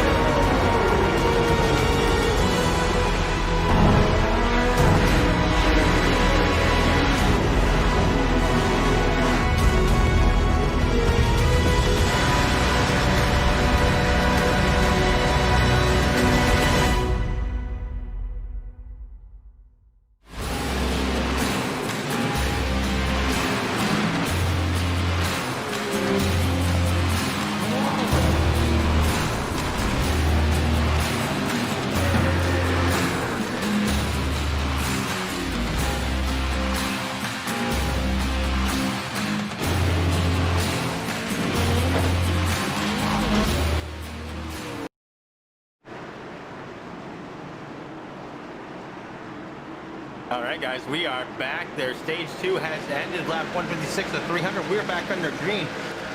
Terry brought something to my attention there. The 41 Dalton Kilroy, who got a really good restart there, Terry, and actually pulled in front of Jamie Walker. But it's going to be interesting to see how long he can stay there. And right now, Walker looking on the inside. So I'm guessing the answer is not very long. But why don't you go ahead and tell everybody what you heard over the radio? Yeah, he told Walker he wanted the outside. When he come down the pit lane, he forgot to turn his tires on, so he is still on old tires. This is going to hurt the 41 Dalton Kilroy a ton. These guys are just going to walk right past him. Yeah, I mean, it is tough because, you know, hopefully we're going to have a good long green flag run right now. And Dalton's already fallen down to 7th position there. But so taking over the lead there is the 88 of Jamie Walker. Derek Paulson got a little squirrely there for a second, but the 6 MF Racing Designs, I should say. MF Racing Designs, there we go. Rick spit it out. Is doing a really good job there in his sport. Takes over 2nd. Brian D's in 3rd. Rick Thompson restarted. He is in 4th. With rounding up top 5 is going to be Mark E. Smith right now. I'm not even sure who Chris is on. Let's see here. He's all over the place, so it's all good. But right now, Jamie Walker pulling away with just over a 2nd lead from Derek Paulson right now in 2nd. I'm still on 41 of Dalton Kilroy. Right now, the 3 Corey Sherman is working his way around him. Sherman's sitting back in 16th place. Now just put Dalton in that 16th spot.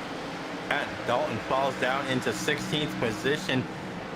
I mean, he can only really fall one more position there. That would be a 73 of Casey Campbell getting around Dalton here. So we'll see how that works out. But, man, that is so heartbreaking for the 41. You know, it's very hard when, you know, I mean, I don't know how you have your stuff set up, Terry, but on mine, you know, I actually had to manually check to take tires down. And, you know, and that the reason for that is it used to be always checked for me, and I would have to take it off if I was, you know, in the heat of the moment. And it was always easier for me to pick what I wanted done. So I have mine automatically shut off, and it's bit me a couple times just like it's bit Dalton Kilroy. Kilroy sitting in 16th position still, down 14 positions since the drop of the green flag.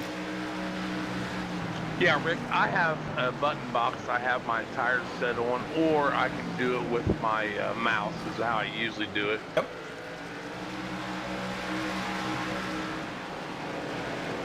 Jamie Walker continue to do what he done last stage, man. He's already got over a 2nd lead over Derek Paulson. The 88 just pulling away here. Of course, guys, I apologize. Chris had to step away from the control panel for a minute, so what you're seeing on stream is still Dalton Kilroy sitting in that 16th position. Actually working very hard around Joshua Rutherford, or Rutherford's actually working around him. A very, very unfortunate news for Dalton. Of course, we heard earlier that Dalton has contracted the COVID-19, so I mean, you can probably chalk it up to that, maybe just not feeling too well, and they kind of forgot, but I know he's taking it very hard right now. Yeah, like Rick said, I know we're still focused on Dalton, but we are watching the front for you. Nothing's really going on. The 88, Jamie Walker just worked his way around the 46 of Fred Thompson, putting him another lap down. That makes 6 for Fred Thompson. Looks like Chris is back, but Derek Paulson working his way around Fred Thompson. Little too wide action. There goes Fred Thompson getting around Fred Thompson. Whoa! Fred got a little squirrely there and almost got into the 21. Yeah, Rick, they done that last turn too when Paulson was going around him. He done the same thing. You know, it's a very hard position. I mean, always a gentleman, like we say. Fred Thompson out there. He likes to get out there. He's spending time with his son, Rick. I think that's fabulous. And, you know, Fred doesn't take it too seriously, but he goes out there. He's here week in, week out. He has fun. He has a lot of respect for the drivers. He does try to get out of the way. But let me tell you, that is more nervous than, you know, puts you in a nervous position, more so than leading a race with guys, you know, all around you. You know, you don't want to be the guy that brings out a caution, so you kind of lose your concentration a little bit. But, man, Fred Thompson doing a good job. Another guy I was watching doing the same exact thing as the driver of the number 9, Nick Gie. He's showing 11 laps down in 20th place. He is running a very high line, not to interrupt these guys in this racing line on that bottom. You know, and then, like I said, it's always a hard thing to do. You know, you want to race, but if you know that you're 11 laps down, you want to try to get out of the way, but you got to be careful. I mean, especially at a track like Martinsville, because going into the turns, not a lot of room there. Going down the front and back stretch, you can kind of, maybe squeeze it out just a little bit, but that puts a lot of hampering because you're worried that you got to not hit the wall. You don't want to get in trouble with those guys because you don't want to ruin somebody's race, and it's very very nerve-wracking. Somebody else I'm looking at right now, the driver of 21, Marquis Smith, started 18th, almost dead last because he got in late, running 5th right now, and looked pretty good doing that. We're at Taylor Butcher Benjamin in that 10, right behind him. Terry, I know you like to do the post-race write-ups. I love reading those week in and week out over on the Blazing Pedals Discord. And I'm going to tell you right now, as of right now, if the checkered flag came out, Marquis Smith, the biggest mover so far here tonight, up 13 positions, like you said, sitting inside that top 5. Yeah, I tell you what, when you tell me that at the end of the race, it helps me a ton. I don't have to go back and look at everything. Try to make math easy for you. I appreciate that, man. I'm from Ohio. It's not easy here. At least I'm not from Pennsylvania. We know how to count in Ohio. And that's all I'll do on that. Hey, look who's back. I've been back for a little bit, Terry. I'm just listening in. Watching Chris, some you racing. missed it. When you stepped away, Dalton Kilrow accidentally forgot to check his tires on that last pit stop, so he took the outside lane to give Jamie Walker the inside lane there with the fresh tires. Dalton Kilrow went from 1st all the way down to 16th position. Ouch. And this is going to help right here, guys. This is what Dalton Kilrow was waiting for. Yeah, caution on the track. And It might have been the Hurricane. unfortunately, yeah, it looks like it's the kid, Ian Habiak. Let's go back and take a peek.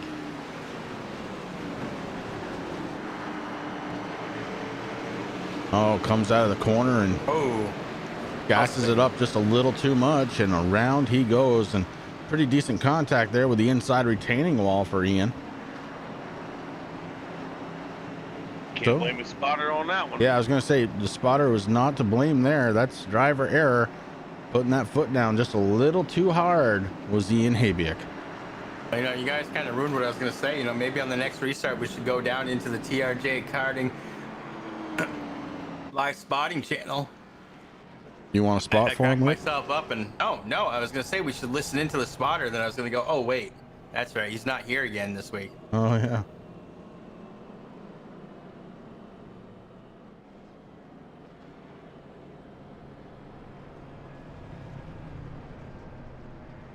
Well, good times happening here at Martinsville under caution. Lap number 179, our race leader, is our pole sitter for tonight. Jamie Walker in the 88. Derek Paulson going to be starting in 2nd spot for this restart. Brian Dees, Marquis Smith, Tanner Marr, John Perkins, Ty Morosco, Corey Rutherford, and Taylor the Butcher Benjamin, and Rick Thompson round out the top 10 here as we sit working another caution. Terry, I forget exactly how many cautions you said, but I think we're going to fall short of it here tonight from the spring race. I was in the 20s, 22? It was 21 cautions, 13 lead changes, 7 leaders for 303 laps. Yeah, I think we have a chance to fall very short of that here tonight. I'm watching the 41 Dalton Kilrow. He is in pits. Jack stands under, well, not Jack stands, but he is getting them 4 fresh good years. Like I said earlier, and I'll say it again, if anybody out there wanting to see a caution come out, I mean, no driver really wants to see it. They want to, try to get as many green flag runs as you can. But let me tell you, Dalton Kilrow, probably a big sigh of relief out of him. Of course, I'm not listening into his car camera, but, he's looking pretty good there on camera still, doing what he has to do, trying to stay comfortable, but he's very thankful that caution came out so we can get those 4 new good years. Yeah, same thing here, Rick. I'm not listening to nothing that I can listen to. Whatever they bring up on the screen in front of me here in a race is all I'm listening to. So if they're going to bring it up, I will too, right? I think that's fair. I agree. And Dalton Kilmer got his lap back, got 4 fresh. He's the only one out there pretty much with 4 fresh tires. I bet he makes a move to the front. Terry, you're missing a sign. We had a sign last night. He's looking for it. He's found it. There it is, the Turn 3 Racing Network sign from Terry Foster. Terry, thank you very much. We had a lot of fun. I'll get one of my grandkids to work on that Turn 3 sign for you, buddy. You know, if I were you, I'd have Corey just print one off. I'm just saying.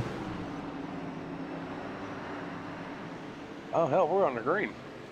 Oh, yeah. Back under green, yeah. Jamie Walker got a really good restart, guys, there. Derek Paulson in second position. And look at this. Brian Dees in that 17 battling hard on the inside. Marquis Smith in the 21 battling Dees hard on the outside. Right now, cars are pretty much even as they come into the corner. As they exit there, Dees has a little bit of an advantage, but not much. Dees needs to let Marquis go. Marquis is not in this hunt anymore. Exactly. I mean, oh, Corey Rutherford. And that brings out another caution. All right. Forget what I said. We might edge in close to that. Let's go back, take a look, see what happened to the 55. We're looking top down. We got the 22 behind the 55. 22 is Brad Collins. He goes down low in the 55, tries to squeeze him out. Guys, 2 cars cannot take up the same space. There's some sort of physics law in there, if I remember correctly, but yeah, that's just not going to work. Just seen Paulson, Smith, Dees, a couple other guys behind the leader pit, guys. Yeah, there's going to be some different pit strategies here, Terry, from what you were saying about 75 to 80 laps of fuel. Jamie Walker stays out. He's going to keep that track position. Probably not a bad call. Track position is so important on these short tracks.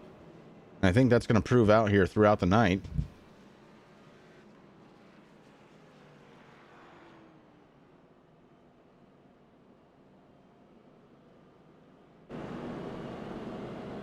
But you know, as a once wise and great man said, guys, God created bumpers and bumpers were made for bumping. All I'm going to say about Very it. true. Yeah. Very true. How about a word from our sponsor here at the Blazing Pedals? It's TRJKarting.com. TRJKarting.com is your #1 online source for karting components, engines, and safety gear. They have a huge selection for the novice to the professional and a dedicated section for sim racers. No matter how you do it, your desire and passion to go fast fuels them. Their focus is to put their customers into victory lane. Make sure you check them out at TRJKarting.com and give them a like on Facebook. And make sure you do give them that like on Facebook. TRJKarting.com has officially announced that they will be on for next season right here for the Blazing Pedals. And that's a huge announcement. Those two companies making it up and being great partners. I hope that Tim is happy. I hope Mark is happy with the coverage that they get here on the Turn 3 Racing Network. Well, I mean, I don't know about Mark, but I can tell you for a fact, Tim loves it. And, you know, Tim, you guys need anything. I mean, even if you're not into kart racing, like the promo said, you know, dedicated for sim racing. Chris, I know on my wheel I have a different kind of covering on it that the manufacturer does recommend me wearing gloves. So, of course, I did pick up a pair of racing gloves, karting gloves from TRJ Karting, of course. And I don't like racing in socks. I don't want to ruin my slippers. I've already tried the water shoes like everybody says. So I did pick up a pair of Alpine racing shoes also. And, of course, you know how good his sweatshirts and his t-shirts hold up, man. I mean, I've had one. This is what, our 3rd season with Blazing Pedals, and I know I bought one, and that thing has been washed hundreds of times, and it still looks perfect. Absolutely. As we get ready to go back under green flag, Jamie Walker, Taylor the Butcher Benjamin, Rick Thompson, Brandon Feeney, your top 4. And here we go. Jamie Walker with the restart. And here comes the 10 of the Butcher. He drops it down to the inside lane. That's going to make it so they have a battle for third spot. It's Rick Thompson, Brandon Feeney. Feeney trying to stay on the top lane and be competitive. Look out. Here comes Corey Sherman out of nowhere in fifth. Oh, Sherman gives a little bump to Dalton Kilroe, guys. Did you see that? I did see that, and made me a little nervous there for a second. Of course, Marquis Smith on the inside following the Shermanator around. Ooh, Ty Morosco and Dalton Kilroe get into it just a little bit there. So obviously Dalton literally loved that last caution, not the last one, but the one before that, because he went from 16th, now sitting in 7th. Marquis Smith trying to break into that top 5 with the biggest mover award right now, sitting in 6th, up 12 position. The Shermanator in that top 5. And, you know, where the heck did Brendan Feeney come from also? I mean, I'm looking at the time, so I can kind of tell you, he only took fuel that time. By the way, some guys took some tires, so definitely helping out the 38 here, but we'll see for how long as the Shermanator in that 3 machine, the Savage Edge graphics, guys. If you haven't headed on over to savageedge.com, get yourself some TNA racing gear. But right now, the Shermanator getting around Feeney, but here comes Dalton Kilroe. Will he repay that? Oh, not going to happen now, though, because we are under caution one more time. And it looks like the 73 slow on track. Yeah, what happened to the 73? Production team says we've got it. Let's go on back and take a peek. Oh, a little bit short there. Let's go back just a little further and find out what happened. Like getting into the gas a little too soon there, Chris. Yeah, Rick, that's what I kind of thought too. I'm watching the same thing. Oh, certainly is. Yep. And then unable to get it righted, hard into the inside retaining wall. That brings out caution once again here from Martinsville. Oh, and then he spins it again, guys. That's pure embarrassment right there. That's what happens. You get embarrassed. You just hit that throttle again, and adds to it. Add to it, yep. So looks like Ian's gonna get the lucky dog on that one there, and Beanie has gone into pit road, so all his gains now he's down sitting in 14th. Brian D sitting in 16th, Aaron Bach over 15th. But 73 is going to be getting the EOL there for the South Spin. We'll continue on from there. We're on lap 195 right now of 300 under yellow. Jamie Walker, Taylor the Butcher Benjamin, Rick Thompson, Corey Sherman, Dalton Kilroe, your top 5. Kilroe with the freshest tires of everybody in that top 5.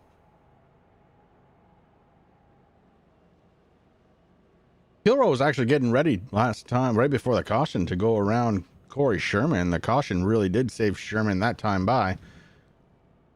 And I'd love to be a fly in that chat between Corey Sherman and, well, let's face it, Corey Sherman, because Bockover don't talk a lot. No, he doesn't. And believe it or not, I haven't went down there yet since we've been in this race. We say that, but I've heard, I think, more this season than ever since we said that Aaron Bockover doesn't talk. I think he took over Terry's position since Terry's been up here in the booth. I actually think I heard Corey say, "Shut the beep up, man." I told Bockover he had to do an interview next week. We'll see.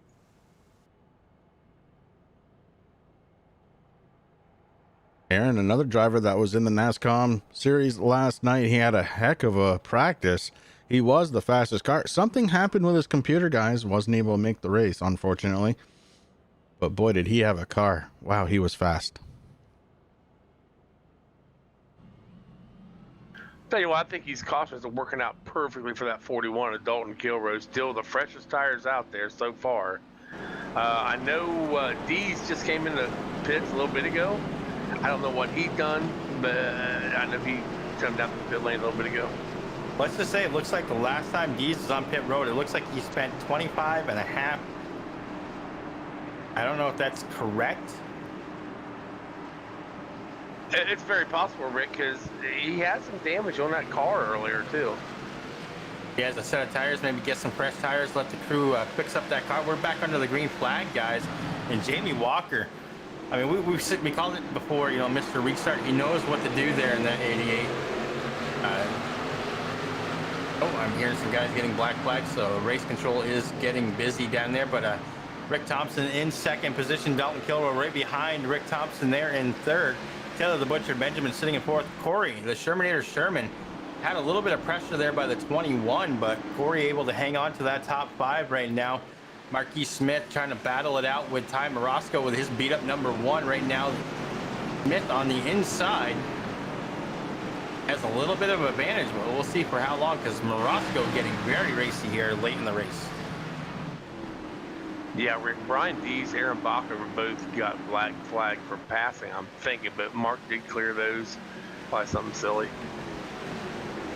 That's iRacing gets choked up sometimes there with cautions and restarts, so they got it figured out. Now Brian Dees looks like he's going around Fred Thompson. He's got Aaron Bacher right behind him.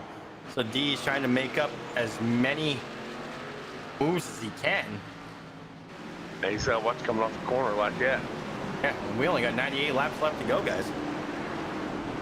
Up front, though, it is Jamie Walker, and Dalton Kilroy has made his way up to second spot. Those tires doing the job. So Kilroy finds himself in second place. Rick Thompson in third, followed by Taylor the Butcher Benjamin and Corey Sherman in the top 5. Just outside of that top 5, it's Marquis Smith, up 12 spots since the beginning of this race, still the biggest mover of the race as Ty Morosco goes around him. Ty Morosco working the inside. Here comes Derek Paulson. Paulson looking to close the door to that inside, and definitely did, as the 21 may have made contact. He slows down, goes way up high. Oh, Marquis Smith dropping through the field like a stone in water, as now all of a sudden he finds himself in 14th position. Guys, look at this. Our top 8. Or is it top 7? Top 7? Top 7. Oh, yeah. None of them's locked in, but the 7th place there. Derek Paulson. Cream rising to the top, Terry. We talk about that pretty often here. Oh, Rick, it is top 8. John Perkins also in there. He's in top. No, he's not. He's 9th. My bad. He's in 9th. Yep. Yeah, Rick Thompson. we're missing He's Brian Dees out of that group. Dees sitting in 16th spot right now in his number 17. Tell you what, I got confidence in Dees in that 17, man. I think he's going to work his way back up to the front there where he was earlier. And I have a feeling you're right there, Terry. I mean, watching the 17 Do crew, and they're looking pretty fast there. You know, they got some clean track kind of ahead of them. The next car ahead of him as he's getting to the back bumper of Okie right now. I really love that paint job too of Okie. It's not as cool as the one that changes colors, but I do like these colors. They work well here. Now D is going to be working on the inside there of Okie. Guys, we have a new race leader. Yeah, Dalton Kilroy takes it over from Jamie Walker. And just that few laps difference on tires making the difference here as Dalton Kilroy starts to pull away. You say a few laps, it's over 20, 18 laps. Yeah. And Dalton Kilroy last time in pit road getting tires on lap 179. Jamie Walker got tires on lap 152.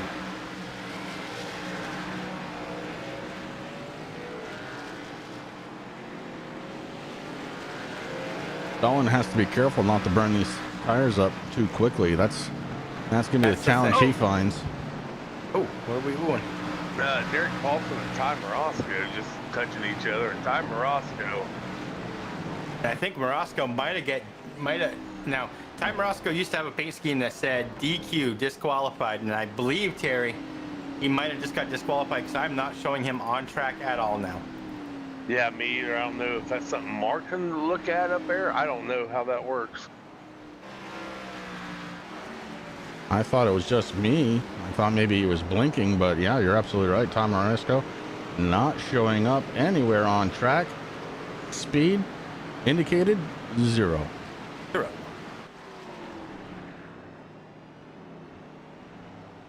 Not the case for this guy, though.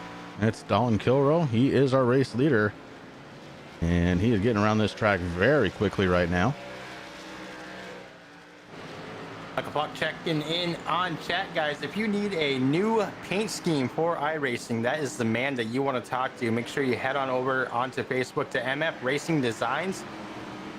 Look him up. He's got a lot of paint schemes out here in the Blazing Pedals, and every single one of them is outstanding. You will not be sorry. Pretty soon, we're going to have to talk about a sponsorship deal, I think, on Turn 3 Racing Network. Well, you know what? You just brought something that's been on my mind on this whole race that I have not brought up yet. You guys want to hear some really cool news? You want a new paint scheme? No, sir. By MF Racing? I don't blame you, buddy. I mean, mine are good, but they're not great. Announced basically last week after we went off air. I wanted to make sure of it. Tim with TRJ Karting will be back next season with Blazing Pedals. And once again. Man, where were you? I already announced that. I know. Now Terry's starting to sound like one of my kids. I think we need to send him some Q-tips on the offseason. I'm waiting for a message to come across from Mark Arthur here. I did not hear you say that. I might have been down talking to other people when you said that. You might have been. You might have been, actually. Okie stays way up high, slows his number 9 down as the race leaders go around. There is a pretty decent sized gap right now between Dalton Kilroe and Jamie Walker. 1.35 seconds is the gap. You know, a guy I've been watching there for a while, is that 6th Derek Paulson. Remember, a couple weeks ago when he won, I asked him, are you going to lay back? You know, wait till the championship race, got here and race? And, you know, you guys heard it. Nope, I'm going to get here and race to go for that win. And guys, he's doing a hell of a job tonight. He is doing a hell of a job. And, you know, I do remember that interview, Terry, as a matter of fact. And, you know, because we told him the pressure's off you now. You know, you're great. And he said, it doesn't matter. I'm going to go out there. I'm going to do what I have to do. And that's exactly what he's doing. Now, he's got a little bit of work to do. He is right where he started when the green flag dropped in that 6th position in the 6th car. But he's not too far behind the Shermanator there, who is still holding on to that top 5 position.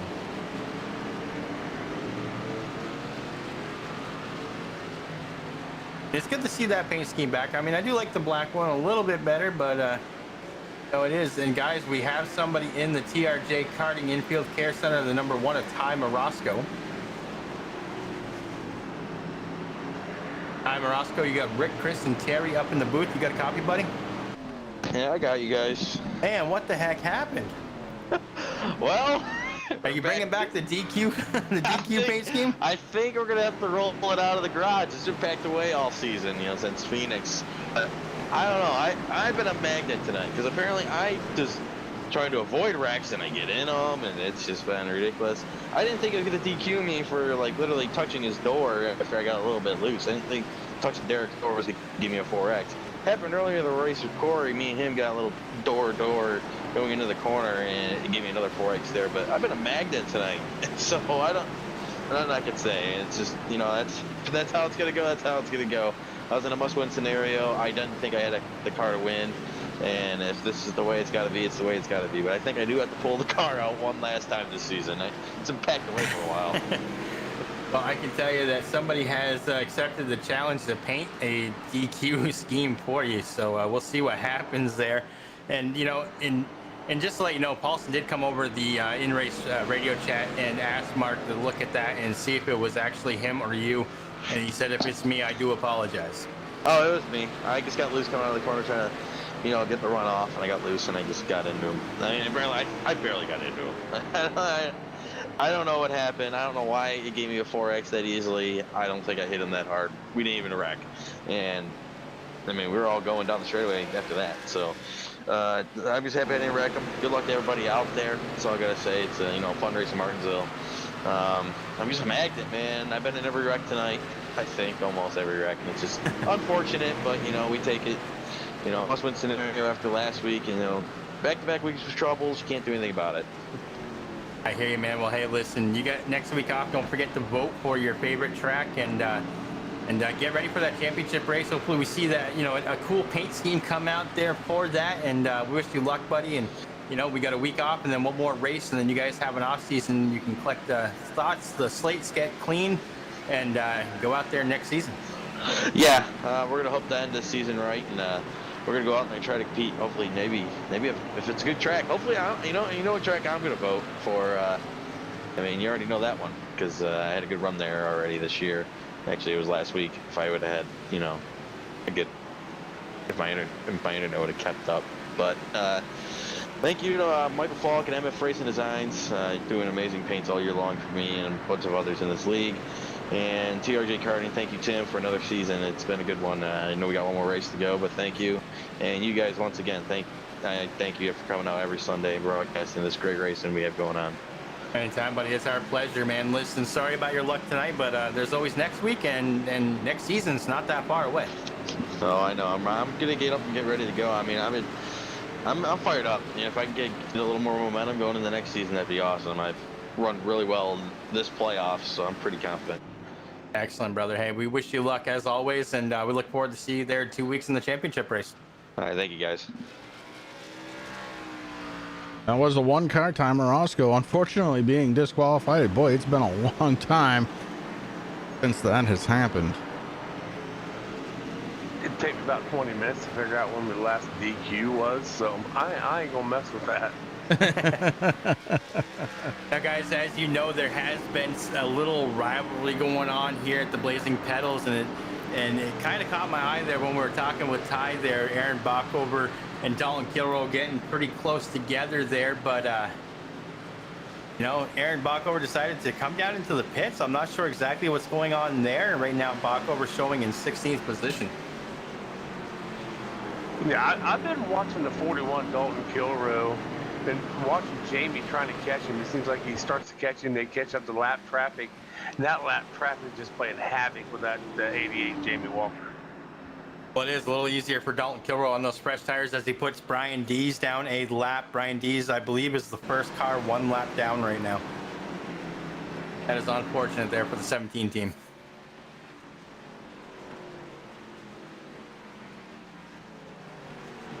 Yeah, so Don Kilrow is your race leader, and Terry, you're right. I've been watching the gap kind of fluctuate between first and second for the last 15 laps or so, and right now it's down to about 1.2 seconds. So it looks like if Jamie can kind of stop having to pass these cars, he might be a little faster than Don Kilrow. Those tires may have equaled out. You know, Chris, I agree with that there. I've been watching it too, and now Jamie Walker has down pit road. All right, so Jamie Walker is saying enough is enough. I'm going to come down pit road for what will probably be his last stop of the race here tonight. Don Kilrow still out there, getting around this track very quickly. What's going to be the play? Like I say right now, it is a long drive down pit road there for the pole sitter here tonight as he pulls into his pit stall.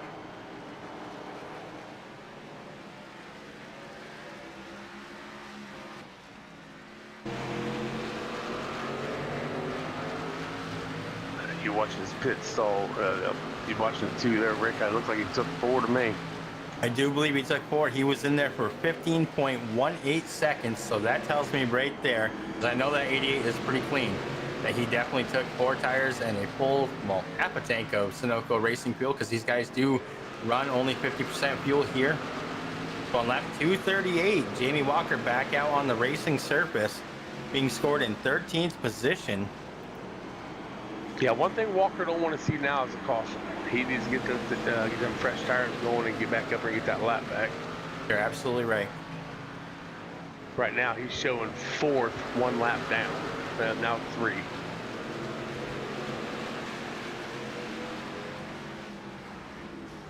Like Brian Dees is ahead of him, Joshua Rutherford in the 64, and then Jamie Walker, Marquis Smith, Corey Rutherford, Aaron Bach over Casey Campbell. Brett Thompson, Nick Okie, and of course we know Ty Morosco and Blake Decker both out tonight. Those cars are packed up in the hauler, heading back to the race shop.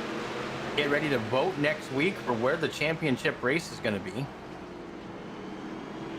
Guys, Don Kilrow has got to be paying attention. Right now, he is running a 21.18 his last time by. Last time by for Jamie Walker on those fresh tires was a 22nd lap even, 1.18 the differential in those tires. It does not take long to get around this track. About 21 laps and Jamie Walker would catch Don Kilrow and get a lap back. So Kilroe's got to be paying attention to that. Can't give up a lot of time to those fresh tires out there. Well, you know for a fact that Dalton's thinking about that, Chris, but he's got one thing on his side right now. If a caution comes out, working to his favor now. Worked once already here tonight, but these guys, nice long green flag run here. Yeah, Dalton right now kind of working on that 38 of Brandon Feeney, trying to find a way around him. I believe put him another lap, or put him a lap down. Got Feeney right now being scored in the 10th place. Yeah, Feeney's not going to just give this up. This is to try and put him down a lap. You know, if you're already down a lap, the gentleman's agreement is to kind of move out of the way. But if you're on the lead lap, you got to fight. You got to stay on that lead lap no matter what it takes. That's going to woe up the 41 a little bit. It looks like now the 41 going on the inside right behind him. The 21, Marquis Smith, following him around Feeney. Marquis Smith now battling on the inside of the 41. Now that is not for position. But Marquis Smith looks like he might have fresher tires. Yes, he does. Than Dalton Kilroe. So if Dalton hasn't figured it out, Chris, I think that just proved a point to him right there. Yeah, I hope it did because, man, I'll tell you, Marquis Smith just got around him last lap and he is gone. Now Marquis has about one more lap that he's got to make up, but he is screaming around this track. So we watch the 41. I did get to talk to Brandon Feeney right before the race, guys, and again, I thank him for being here, you know, even though he didn't have to be. And he told me the same thing he told me a couple weeks ago when I was talking to him about getting that seat time so he can run a full schedule next season. That is fabulous. Now, I was just listening in on the race radio. Taylor the Butcher Benjamin gave Jamie Walker, you know, gave him a way by. Jamie Walker gets around Taylor the Butcher Benjamin. Now, the Butcher right now sitting in 4th position, so reeling in Dalton Kilroe very quickly here.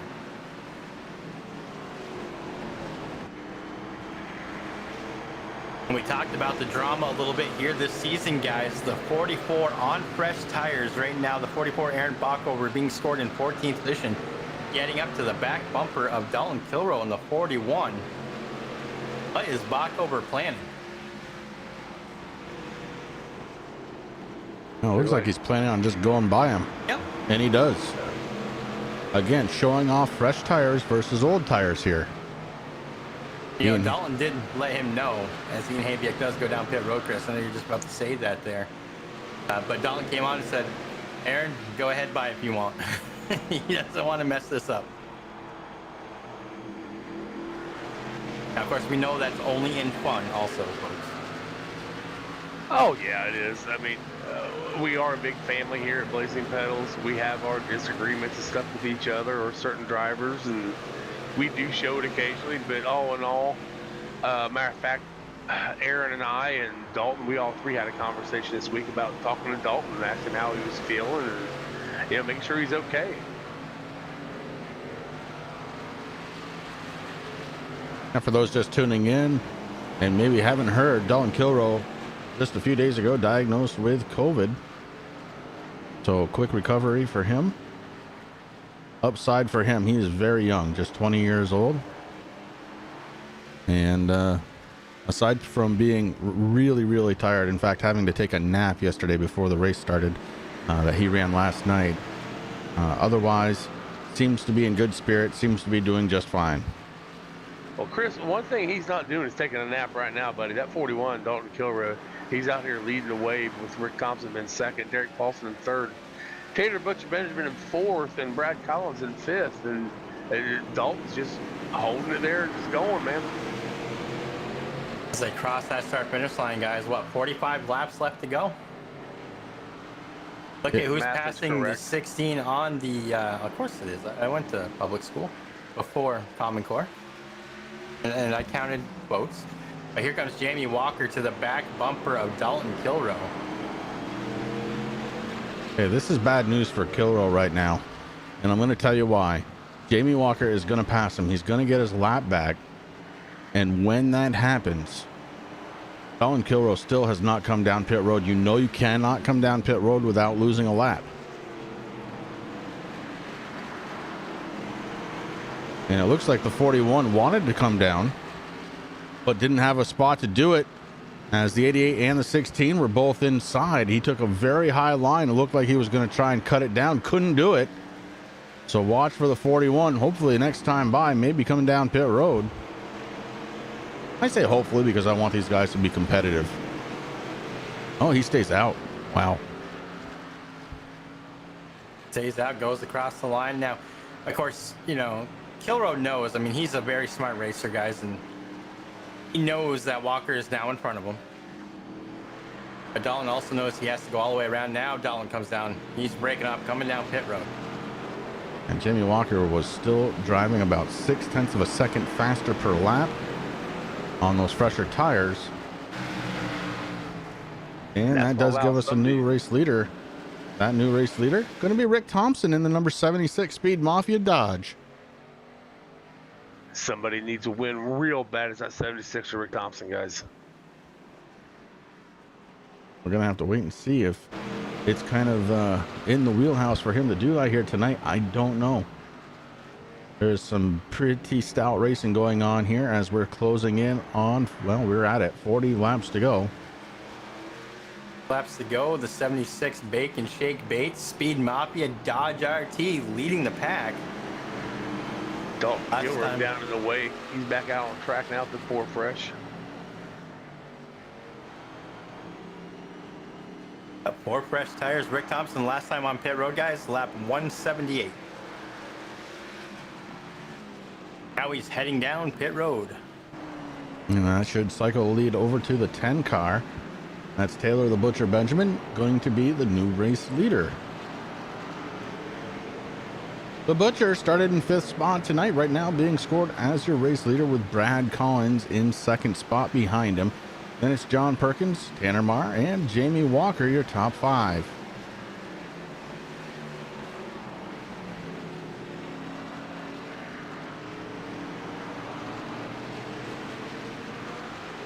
Dalton Kilroe now showing in 10th. Second guy with a lap down. Marquis showing 9th. He's the first one lap down. Lucky dog. We'd have to get a caution here, guys. Yeah, that's a bit of a problem there for Don Kilroe. He is behind Marquis Smith, although they had already come down pit road. And the Butcher bringing it down pit road. So the lead changes over. They get their laps back. And John Perkins takes over the race lead.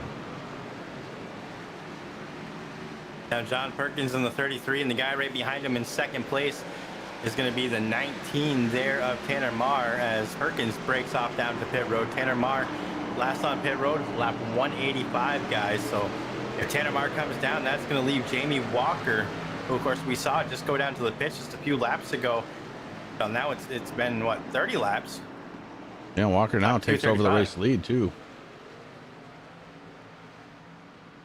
So now what Walker needs to do is put as much between himself and I believe Dalton Kilroe to be the next best challenger for him. You're absolutely right, Chris. Tanner Marr still in 2nd place. Right behind him, Brandon Feeney, Brian Dees worked his way back up to 4th right now, but those guys have not come down pit road. Now Tanner Marr heads down pit road, so Brandon Feeney last time down pit road, lap 194. Right behind him, Brian Dees, lap 196.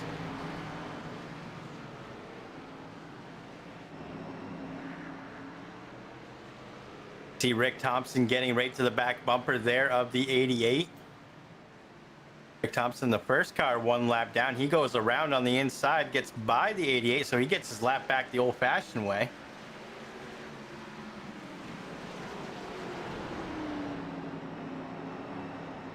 Walker trying to secure his way in to the championship race just 2 nights from tonight here on the Turn 3 Racing Network. 2 Sundays from tonight. 2 Sundays. 2 something. Look, I'm tired. It's all right, buddy. We got you. We got you. Just pick me up, boys. That's all. Looks like Brad Collins just had a little bit of a problem, and it's going to bring out the caution. Oh boy, that is not what Jamie Walker wanted to see. Not even a little. tell you another one that probably wanted to see that, but he got around him was Dalton Kilrow. He was coming up on him when it happened.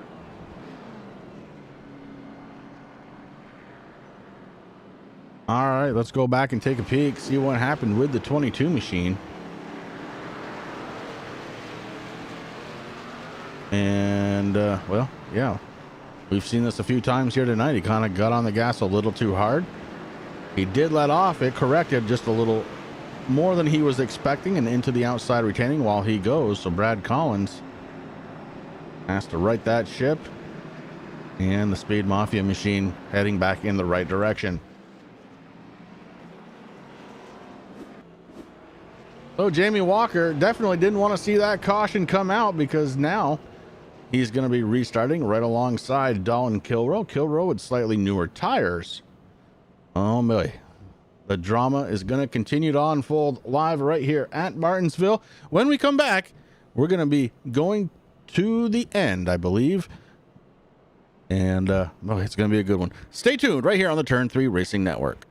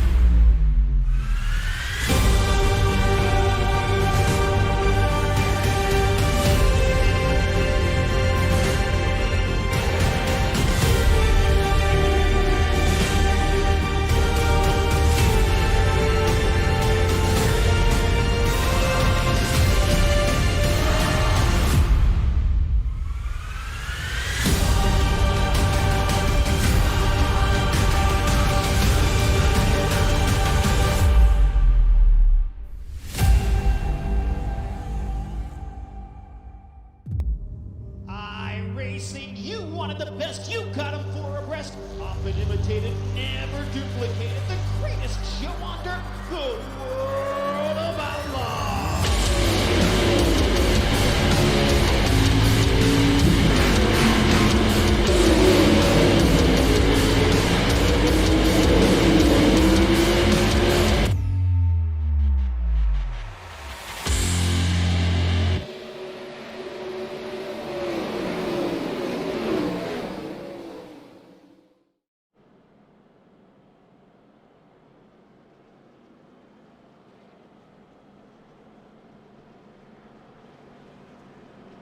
And we are back live here watching this Chevy Silverado lead the pack around Martinsville here.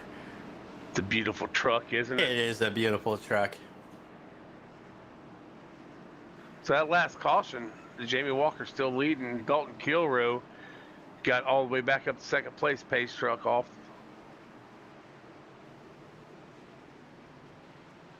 Absolutely right, Terry. That pace truck heading down pit road. All eyes. Ooh, big blink out of Jamie Walker. Jamie Walker, though, gets on the gas. He's on the inside there. He has cleared Dalton Kilrow. Now, Kilrow has about, 22 lap newer tires than the 88 does. Yeah, we're going to see if them 23 laps will take care of Dalton or not here. Dalton's got to be careful because right behind him, Derek Paulson, he was last on pit road the same time that Dalton Kilrow was.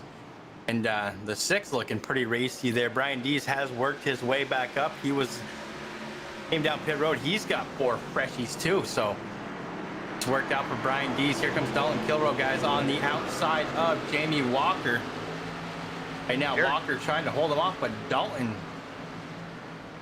This is the new tires right here, guys. Or the newer tires, as Dalton Kilrow gets around Jamie Walker. 24 laps to go, and the 41 takes over the race lead. Here comes the 17 of Brian Dees.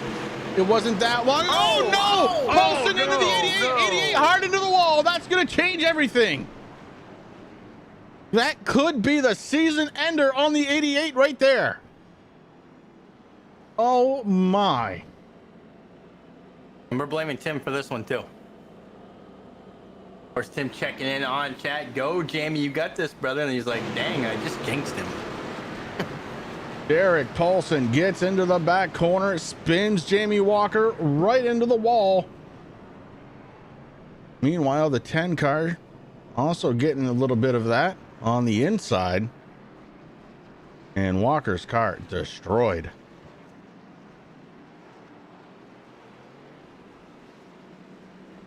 Now that's going to put the Shermanator back on the lead lap, guy, sitting in 9th position. But two guys right now tied for the biggest mover award right now. Those are the guys that are sitting in 4th. That's Marquis Smith, and the person who's sitting in 6th place right now, the 44, TNA Motorsports, Aaron Bockover, both up 14 positions. As of right now, last time down for Aaron Bockover, lap 271. Actually, 236 there for Marquis. I went back and looked at some of that. Brian D's just got a little bit as he takes a big old chug of that Mountain Dew. He deserves that chug of Mountain Dew, buddy. If I had one, I'd be chugging it with you because you definitely deserve it, buddy. So let me tell you, you're right, though. He did get just a little bit, but man, did he keep that car straight. And that worked out for him. Brian D's right now in 2nd position, and he's got newer tires than Dalton Kilroe there. Well, I talked to Brian a little bit ago. He says he doesn't have the speed as these other guys. He's going to have to out pit stop them. And right now he's doing a hell of a job even doing that. Yeah, it wasn't that long ago when Brian Dees was at the bottom of the speed charts here, guys. Now finds himself in 2nd position to Dalton Kilroe. Guy's sitting there looking at the 88 back of his car. His clip is just about ready to fall off the back of that thing. I'm getting ready to run out to the track and grab that bumper and hang it up on my wall.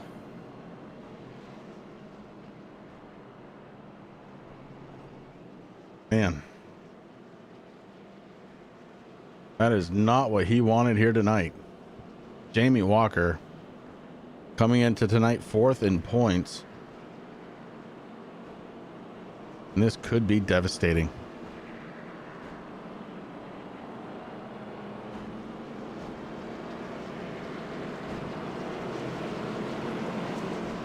Now, the upside for Walker is no matter how bad the body of the car is, this is not an aero track, it doesn't matter. But if the suspension is no good, or if that engine is down on power, it's lights out for the 88 here tonight. Well, the good news, guys, though, is race control just came over the radio. Everything is going to be, it's a racing incident, so nobody getting penalized here tonight for this last caution. So that's going to help Jamie Walker a little bit there, but it's going to be interesting to see how this unfolds with 19 laps left to go. I'm getting ready to go. The damage model we have, I wonder if somebody hits the back of that 88, if that's going to mess that 88 up even more. Well, we're going to find out. Dalton Kilroe with a hell of a restart, though, as he jumps way, way ahead. The battle right now for 2nd spot, the 17 of Dees looking to try and take it over. Dees ultra focused in his sim rig. There he is on the outside of the 76. The 76 may have gotten a little bit loose, had to turn the wheel to the right to keep it going straight, and that might be enough to give Dees the 2nd spot. Look how focused Dees is, man. I mean, he amazes me. Oh, contact between the two, and they keep it going straight. That does allow Kilroe to kind of keep that gap growing. But the 17 and the 76, short track racing, mixing it up, and I'm loving it. I think we all are, Chris. Now, just looking at this, last time Rick Thompson came down for tires on lap 261. Brian Dees came down tires lap 270, as I said earlier. But right now, Rick Thompson the 44 going around. Aaron Bockover. He is facing the wrong way on track. We're under caution once again with 15 laps to go. Right before that happened there, Chris, I was watching Jamie Walker. He was holding on the outside, just letting everybody get around him. Evidently, he's down on power a little bit in that 88. That's unfortunate. Well, let's go back and take a peek and see what happened with the 44 machine.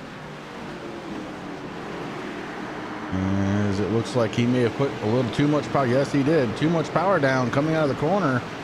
Nosed it in. I blame Terry for that one. Why you blaming me? I told him how to drive it. That's the problem. Well, he's been doing good for 287 laps.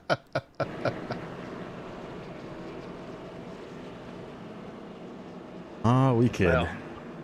Well, until he lifted up the back end of the 3 earlier. Yeah, I mean, there was that. The black flag for the 44. You got the turn 4 gremlin also. Yeah, that black flag is just a drive-through. But if it happens again, he has to park that car. That's his second offense today, guys. Third time's a charm, right? Oh wait, no, not here. No, not here it isn't.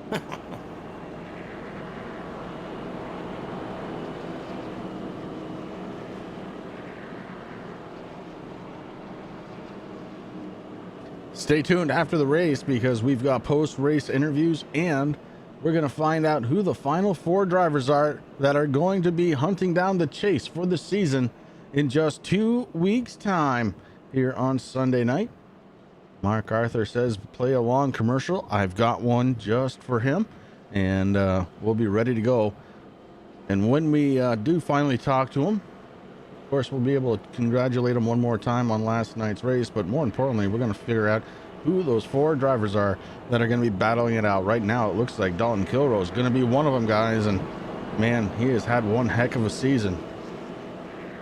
I'm not counting out that 17 yet. That Brian Dees, man, I got all my money on him tonight. He has to be in that final 4. I mean, it's kind of hard to see Dalton how his facial expressions are this week. He's got his microphone kind of in the way, and maybe it's because he's not feeling too well. He didn't want to show off that determination. But man, let me tell you, Brian Dees, that dude. I mean, I know he's taking another sip of his Mountain Dew. I think he added a little vodka to it there tonight just to get through here. Probably so. He has to, because I mean, look how cool he is. You know, he's focused. And he's like this. It's not just because there's only 11 laps left to go, guys. And there, I believe the light should come up on the pace car, or pace truck. But look at him. He's focused. He's in the zone. He knows what he has to do. He's going to be on the inside there. He's going to be right behind Dalton Kilroe. That's going to give him an advantage as long as he can keep the door closed on Rick Thompson, who is also having a fabulous night here tonight.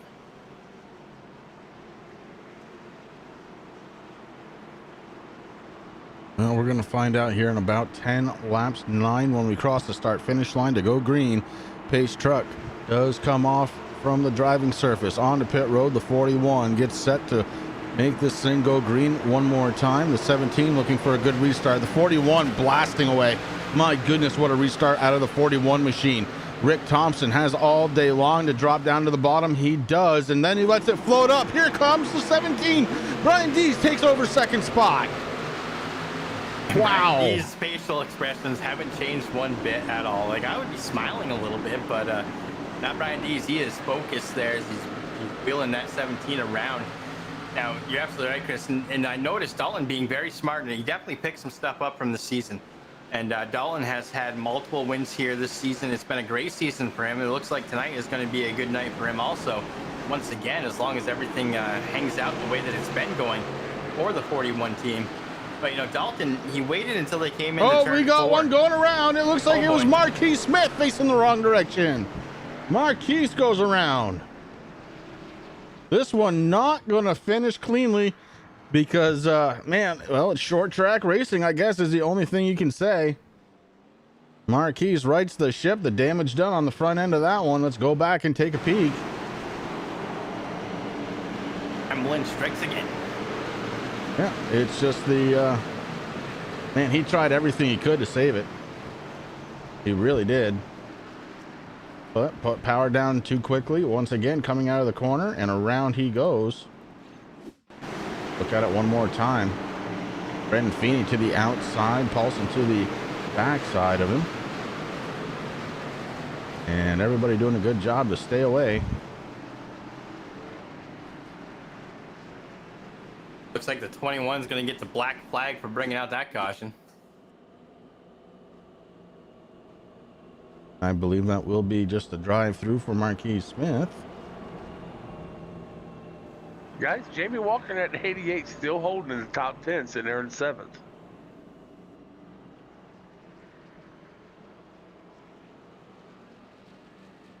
man, these points are going to be really tight tonight. Oh, we may even go into a green-white checker here, guys. Yep, I think we are.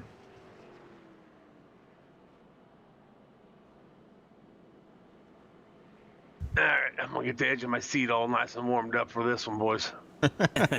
You and me both, brother. Terry just pulled himself forward. Yeah, he is ready. And I'll tell you another driver who is ready. Let's take a peek over at, there he is, Brian Dees, Brian Dees. Just uber concentrating right now. How about our race leader, Don Kilrow? We can't see his face, but you know he is concentrating. You know he knows what he needs to do. How about sixth place driver? It's going to be Corey Sherman. Sherman kind of having to win here tonight and having a pretty decent night. I mean, he has kind of been a yo-yo out in the field, but right now sitting in that sixth position just ahead of Jamie Walker. And still somehow the deck lid on Walker's car just kind of bouncing around. Don't know exactly what's holding it on there, guys, but yeah, maybe Tim's got some sort of special tape that they use on the TRJ Karting.com cars to hold them together. Well, it is. I was on the TRJ Karting.com Facebook page, guys. If you haven't yet, make sure you head on over to Facebook and search TRJ Karting. And Tim says that he uses Flex Seal, but it's a no-name brand from Harbor Freight. I'm just kidding, guys. Yeah, be looking over at the thing in the chat. If Tim's in Tennessee, I think he's probably passed out by now. No, he's not passed out, but he's giving me the finger. I can feel it virtually. The virtual finger coming from virtual Martinsville here tonight.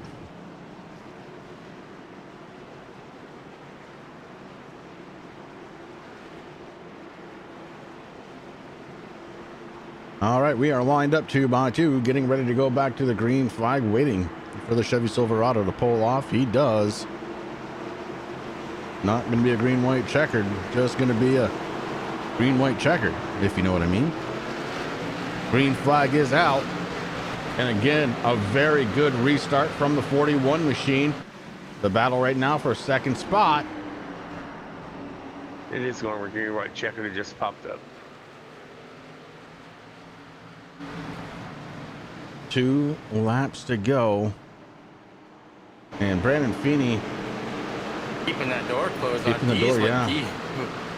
He's made a good move there. Now he is back behind Rick Thompson right now. D sitting in third, Rick Thompson second. Dalton got another good restart there. And Brian, this is why it's very important. No, the Shermanator. And it's not going to matter because we're in the last lap. The 41 taking it down the front stretch. The 41 across the start-finish line. Dalton Kilrow going to win this one. Rick Thompson, Brian Dees, your second and third place drivers. Brandon Feeney, Derek Paulson, Jamie Walker, Aaron Bockover, Taylor the Butcher Benjamin, Tanner Marr, Corey Sherman going to finish this one out in 10th position. All right, Mark, get to work. Oh, boy. Let's take a long break. I'm not even going to I'm going to let the teams talk to each other there because they are in separate team channels. We'll let them congratulate each other and everything. And let's take a little break and I'll get it all ready. Well, we're going to do that. But first, I want to go back. You guys said something about Corey Sherman on that last lap. Yeah, Let's go Shermanator. Take a peek and see what happened here. This is on the last lap. Sherman, puts the power down just a little too hard. Trembling. Oh, boy, and he knows it too. Oh, boy.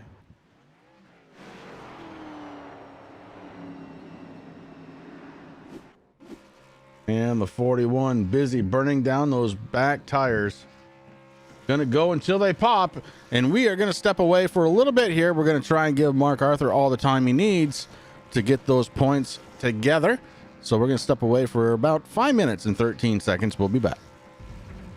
Jason Hamilton. I'm Director of Racing Operations and Event Management for NASCAR. I'm also the Series Director for the eNASCAR Peak Antifreeze Series on iRacing and the eNASCAR Ignite Series on iRacing. We're here at Myrtle Beach Speedway for a test session for Zach and Max, the 2 champions from the eNASCAR Peak Series and the eNASCAR Ignite Series. They're testing late models in partnership with Rev Racing. Opportunity for them to come out and showcase the skills that they built on iRacing in the full-size stock car for the first time. got in the car, got the wheel adjusted. Zach's in the car now. Get that set up for him, and be ready to roll here in a little bit. The tips we got were basically just to try and keep it on the bottom as best as possible, and that's going to be the easiest way to keep the car in one piece and just not make any mistakes. You're off the throttle for a long time. You're off the throttle longer than you actually think you need to be, but the corners are so long. If you try to pick the throttle up too fast, it's just going to either jerk the car loose or make it tight and it jerks. Any other questions? Nope. We'll try it, and if you have any trouble, need to talk about something, it's fine to stop. Always come off the racetrack like we did, a while ago. Yep. Okay.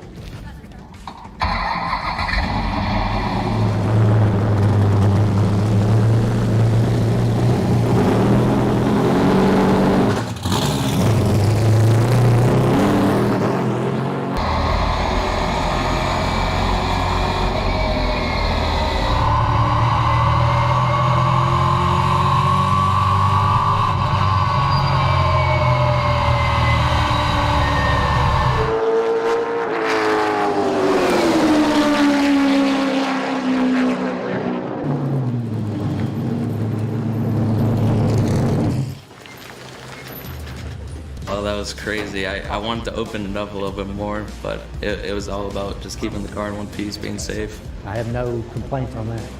So just now that you're out, you can relax and think about what you did, and then we'll apply to the next round. Okay. Yeah, you did very well. Yeah. Thank you. You make me nervous, but you didn't. You didn't make me nervous this time. Yeah. So that was good. You good with the height now? All right.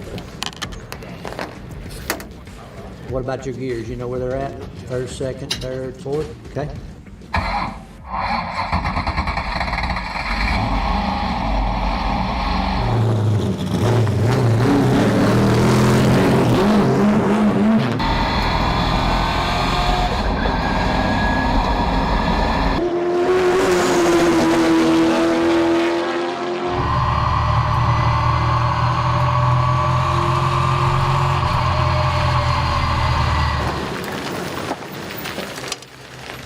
What we're telling you now is what we've told him all along. And you're doing fine. Yeah. You're doing perfect. We're just trying to help those little places to gain more. My name is Mark Green. I work for Rev Racing. I am the driver development coach for the team. They both got up to speed fairly good. The biggest thing, especially here at Myrtle Beach Speedway, it's the line that you run. This place it's old pavement, it's wore out, it doesn't have a lot of grip. So there's a different way of racing this racetrack line-wise and driving-wise. So we had to work on those aspects of it with them. But they took to it very well, and they learned most of it. They still don't have it obviously down pat. After 6 hours, nobody would. Both young men did very, very well. We were very happy with our test today. No mishaps, and I think everybody had fun, and we had a good day. So both Max and Zach did a great job. It was very impressive to see how quickly they got up to speed today. They took the coaching very well. We implemented a similar format to what we do with the Driver Diversity Combine, where we bring a large group of drivers in and evaluate them. We gave them a couple of sessions in the morning to get up to speed. Both of them took those sessions, learned from the coaching that we had today with Rev Racing's Mark Green, and both of them built. And as we went on throughout the day, every time they went out, they got faster and faster, and we're actually turning some pretty competitive laps by the end of the day. I think it just reaffirms our belief that iRacing in the future can continue to be a grassroots form of racing where we're reaching a new audience, reaching a broader audience of talented drivers that may not have access to a traditional racetrack to begin their racing careers, but they can start them on iRacing and then from there propel themselves to the next levels and higher levels of racing. And just like drivers similar to William Byron, we'll continue to see drivers like that get their start on iRacing, make their way up the NASCAR ranks, and hopefully one day be racing in the Cup Series.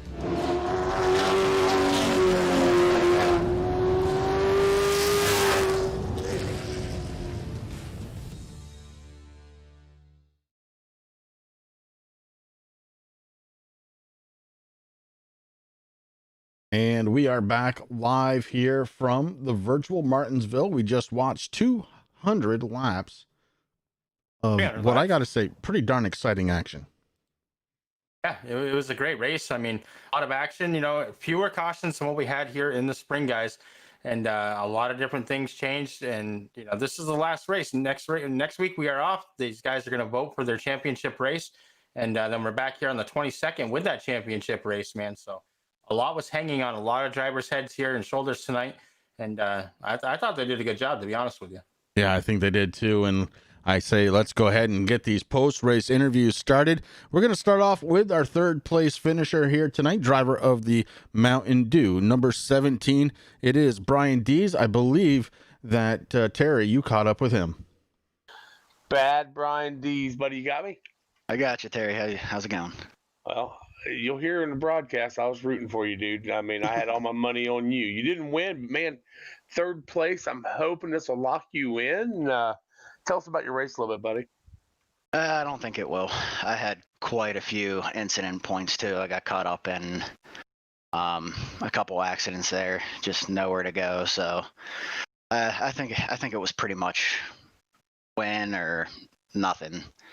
So that's what I was going for. I knew I didn't have the speed to, like the outright speed to win the race. That's why I kind of threw a Hail Mary there, went with a different pit strategy, did something different. The caution actually came out at the perfect time. It came out with probably like 3 laps before I had the pit. So, I mean, everything fell into place perfect, except for, Dalton and Rick were faster than me. So, oh, well, what can you do, right? That's true, buddy. That's true. Well, you ran a hell of a race, man. Again, I was pulling for you. I hated to see you get down. I think at one point you was down like 17th, 16th, maybe. Well, that's when I went with that different strategy too. So that was intentional. Right before we had that long green flag run in the third stage, I came into the pits just to get as much fuel, and that was pretty much my strategy. Is everybody come into pit, and I was the last one on the track and had the fresh tires at the end for a late caution. So like I said, the strategy worked perfect. Just wasn't fast enough to make it work. Well, buddy, I'm going to tell you what, the Dew crew done you an awesome job tonight. Third place. Who you got on that car to thank, buddy? Definitely got to thank the Dew crew for at least giving me a shot. But in all seriousness, definitely got to thank right over here, TRJ Karting. I say it all the time, but it's awesome what him does. Thanks to the admins, Mark and Sam. I think I said earlier before the race, the setup was great, I think. I mean, I couldn't have asked for anything else. The car did pretty much everything I wanted it to do, as soon as I asked it. So I think it was great. Also thanks to Pride Outdoor Network and T3RN.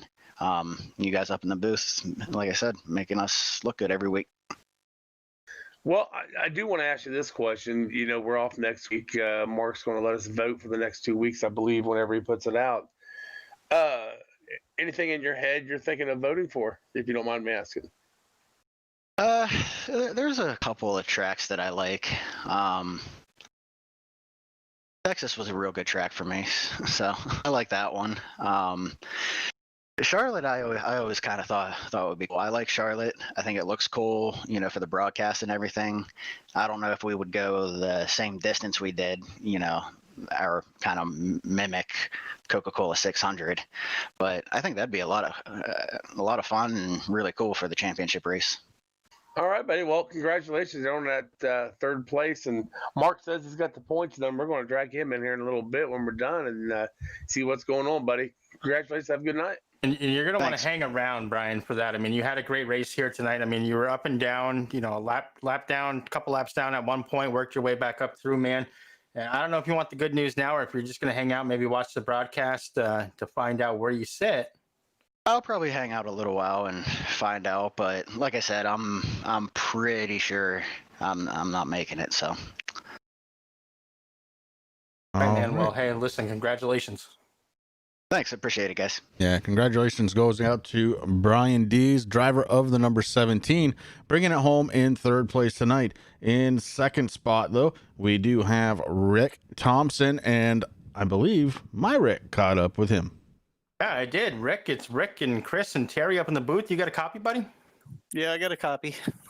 Oh man, I mean, you were almost there. You know, the Speed Mafia bacon shake baits Dodge was pretty good here tonight, and you squeaked out a second place finish, man. Tell me about your race a little bit. Yeah, one spot not enough. I needed to win to get into the championship run next week, but we did our best. We tried to get there. We just finished one spot short. But it was a good year for us, and obviously we're going to keep racing next week. But it is a bummer that it ends like this. Coming up one spot short, but it is what it is. Dalton ran a good race, and we thought we had something from at the end there, but man, it's just tough. It's tough when getting around this place. Yeah, it is tough on Martinsville, man, but you did a heck of a job there. And, I was rooting for you. I mean, I was rooting for a bunch of drivers, but you were definitely one of them, man. I wanted to see you have another win on the season, but you do have one for the season. So all in all, not a bad season, man. You were there right to the end and came home second tonight. Of course, like you said, not quite where you needed to be, but you gave it one heck of a try, man. So be happy about that. Is there anybody on that 76 you'd like to thank? Yeah, absolutely. So to start with, I want to thank TRJ Karting for sponsoring the series. I hear they're going to sponsor us next year too. That's great. We really appreciate them and their support. I want to thank the admins, Mark and Sam, for taking their time out of their days to come out and monitor the races and help us out. I want to thank all my team for keeping me calm, even though I was freaking out there at the last 10 laps. Thank my sponsor, Bacon Shake Baits, and thank you guys for doing the broadcast. I always appreciate you guys, and you guys do a great job. And yeah, I think I got everybody there. All right, well, thank you very much. So next week we are off. Don't forget about that. And you got a very important decision to make there. As you know, for the championship race, these guys like to vote it out. Do you have a track in mind on what you're going to vote for? And do you want to talk about that or no? Honestly, I really don't know what I'm going to vote for yet. I'm going to have to go back and look at a bunch of races. So I know it's not going to be Texas because I am always snake bit there. So it will not be Texas, and it won't be Martinsville either. But it might. Maybe I'll go back to Richmond. Isn't that where I won last time? Maybe I'll pick there. I forgot one thing, Rick. If they're in the top 4, they cannot vote. So if Brian Dees or Rick makes it, they can't vote. Oh, yeah, Brian and I both didn't make it, I'm pretty sure. I think it's Taylor, Jamie, Derek, and Dalton that made it. Yeah, we're going to find out here in just a moment, Rick. Congratulations bringing that 76 home in second spot tonight, bud. And we'll look forward to seeing you here in just 2 weeks. Thanks, guys. Appreciate it. You guys have a good night. Rick Thompson, driver of the number 76, bringing home in second. And that's going to leave us with just one more person to talk to. Let me cue it up. It's Dalton Kilroe, driver of the number 41. Dalton, Chris, Rick, and Terry up in the booth. Do you have a copy? Yes, sir. Loud and clear. All right, brother. Well, a win and you're in, so congratulations. And the 41 looking pretty darn strong out there tonight. First and foremost, how are you feeling? Honestly, a little bit better. The win helps, but mainly most of the congestion's kind of gone. My throat seems like it's relatively better. It doesn't feel as rough and scratchy.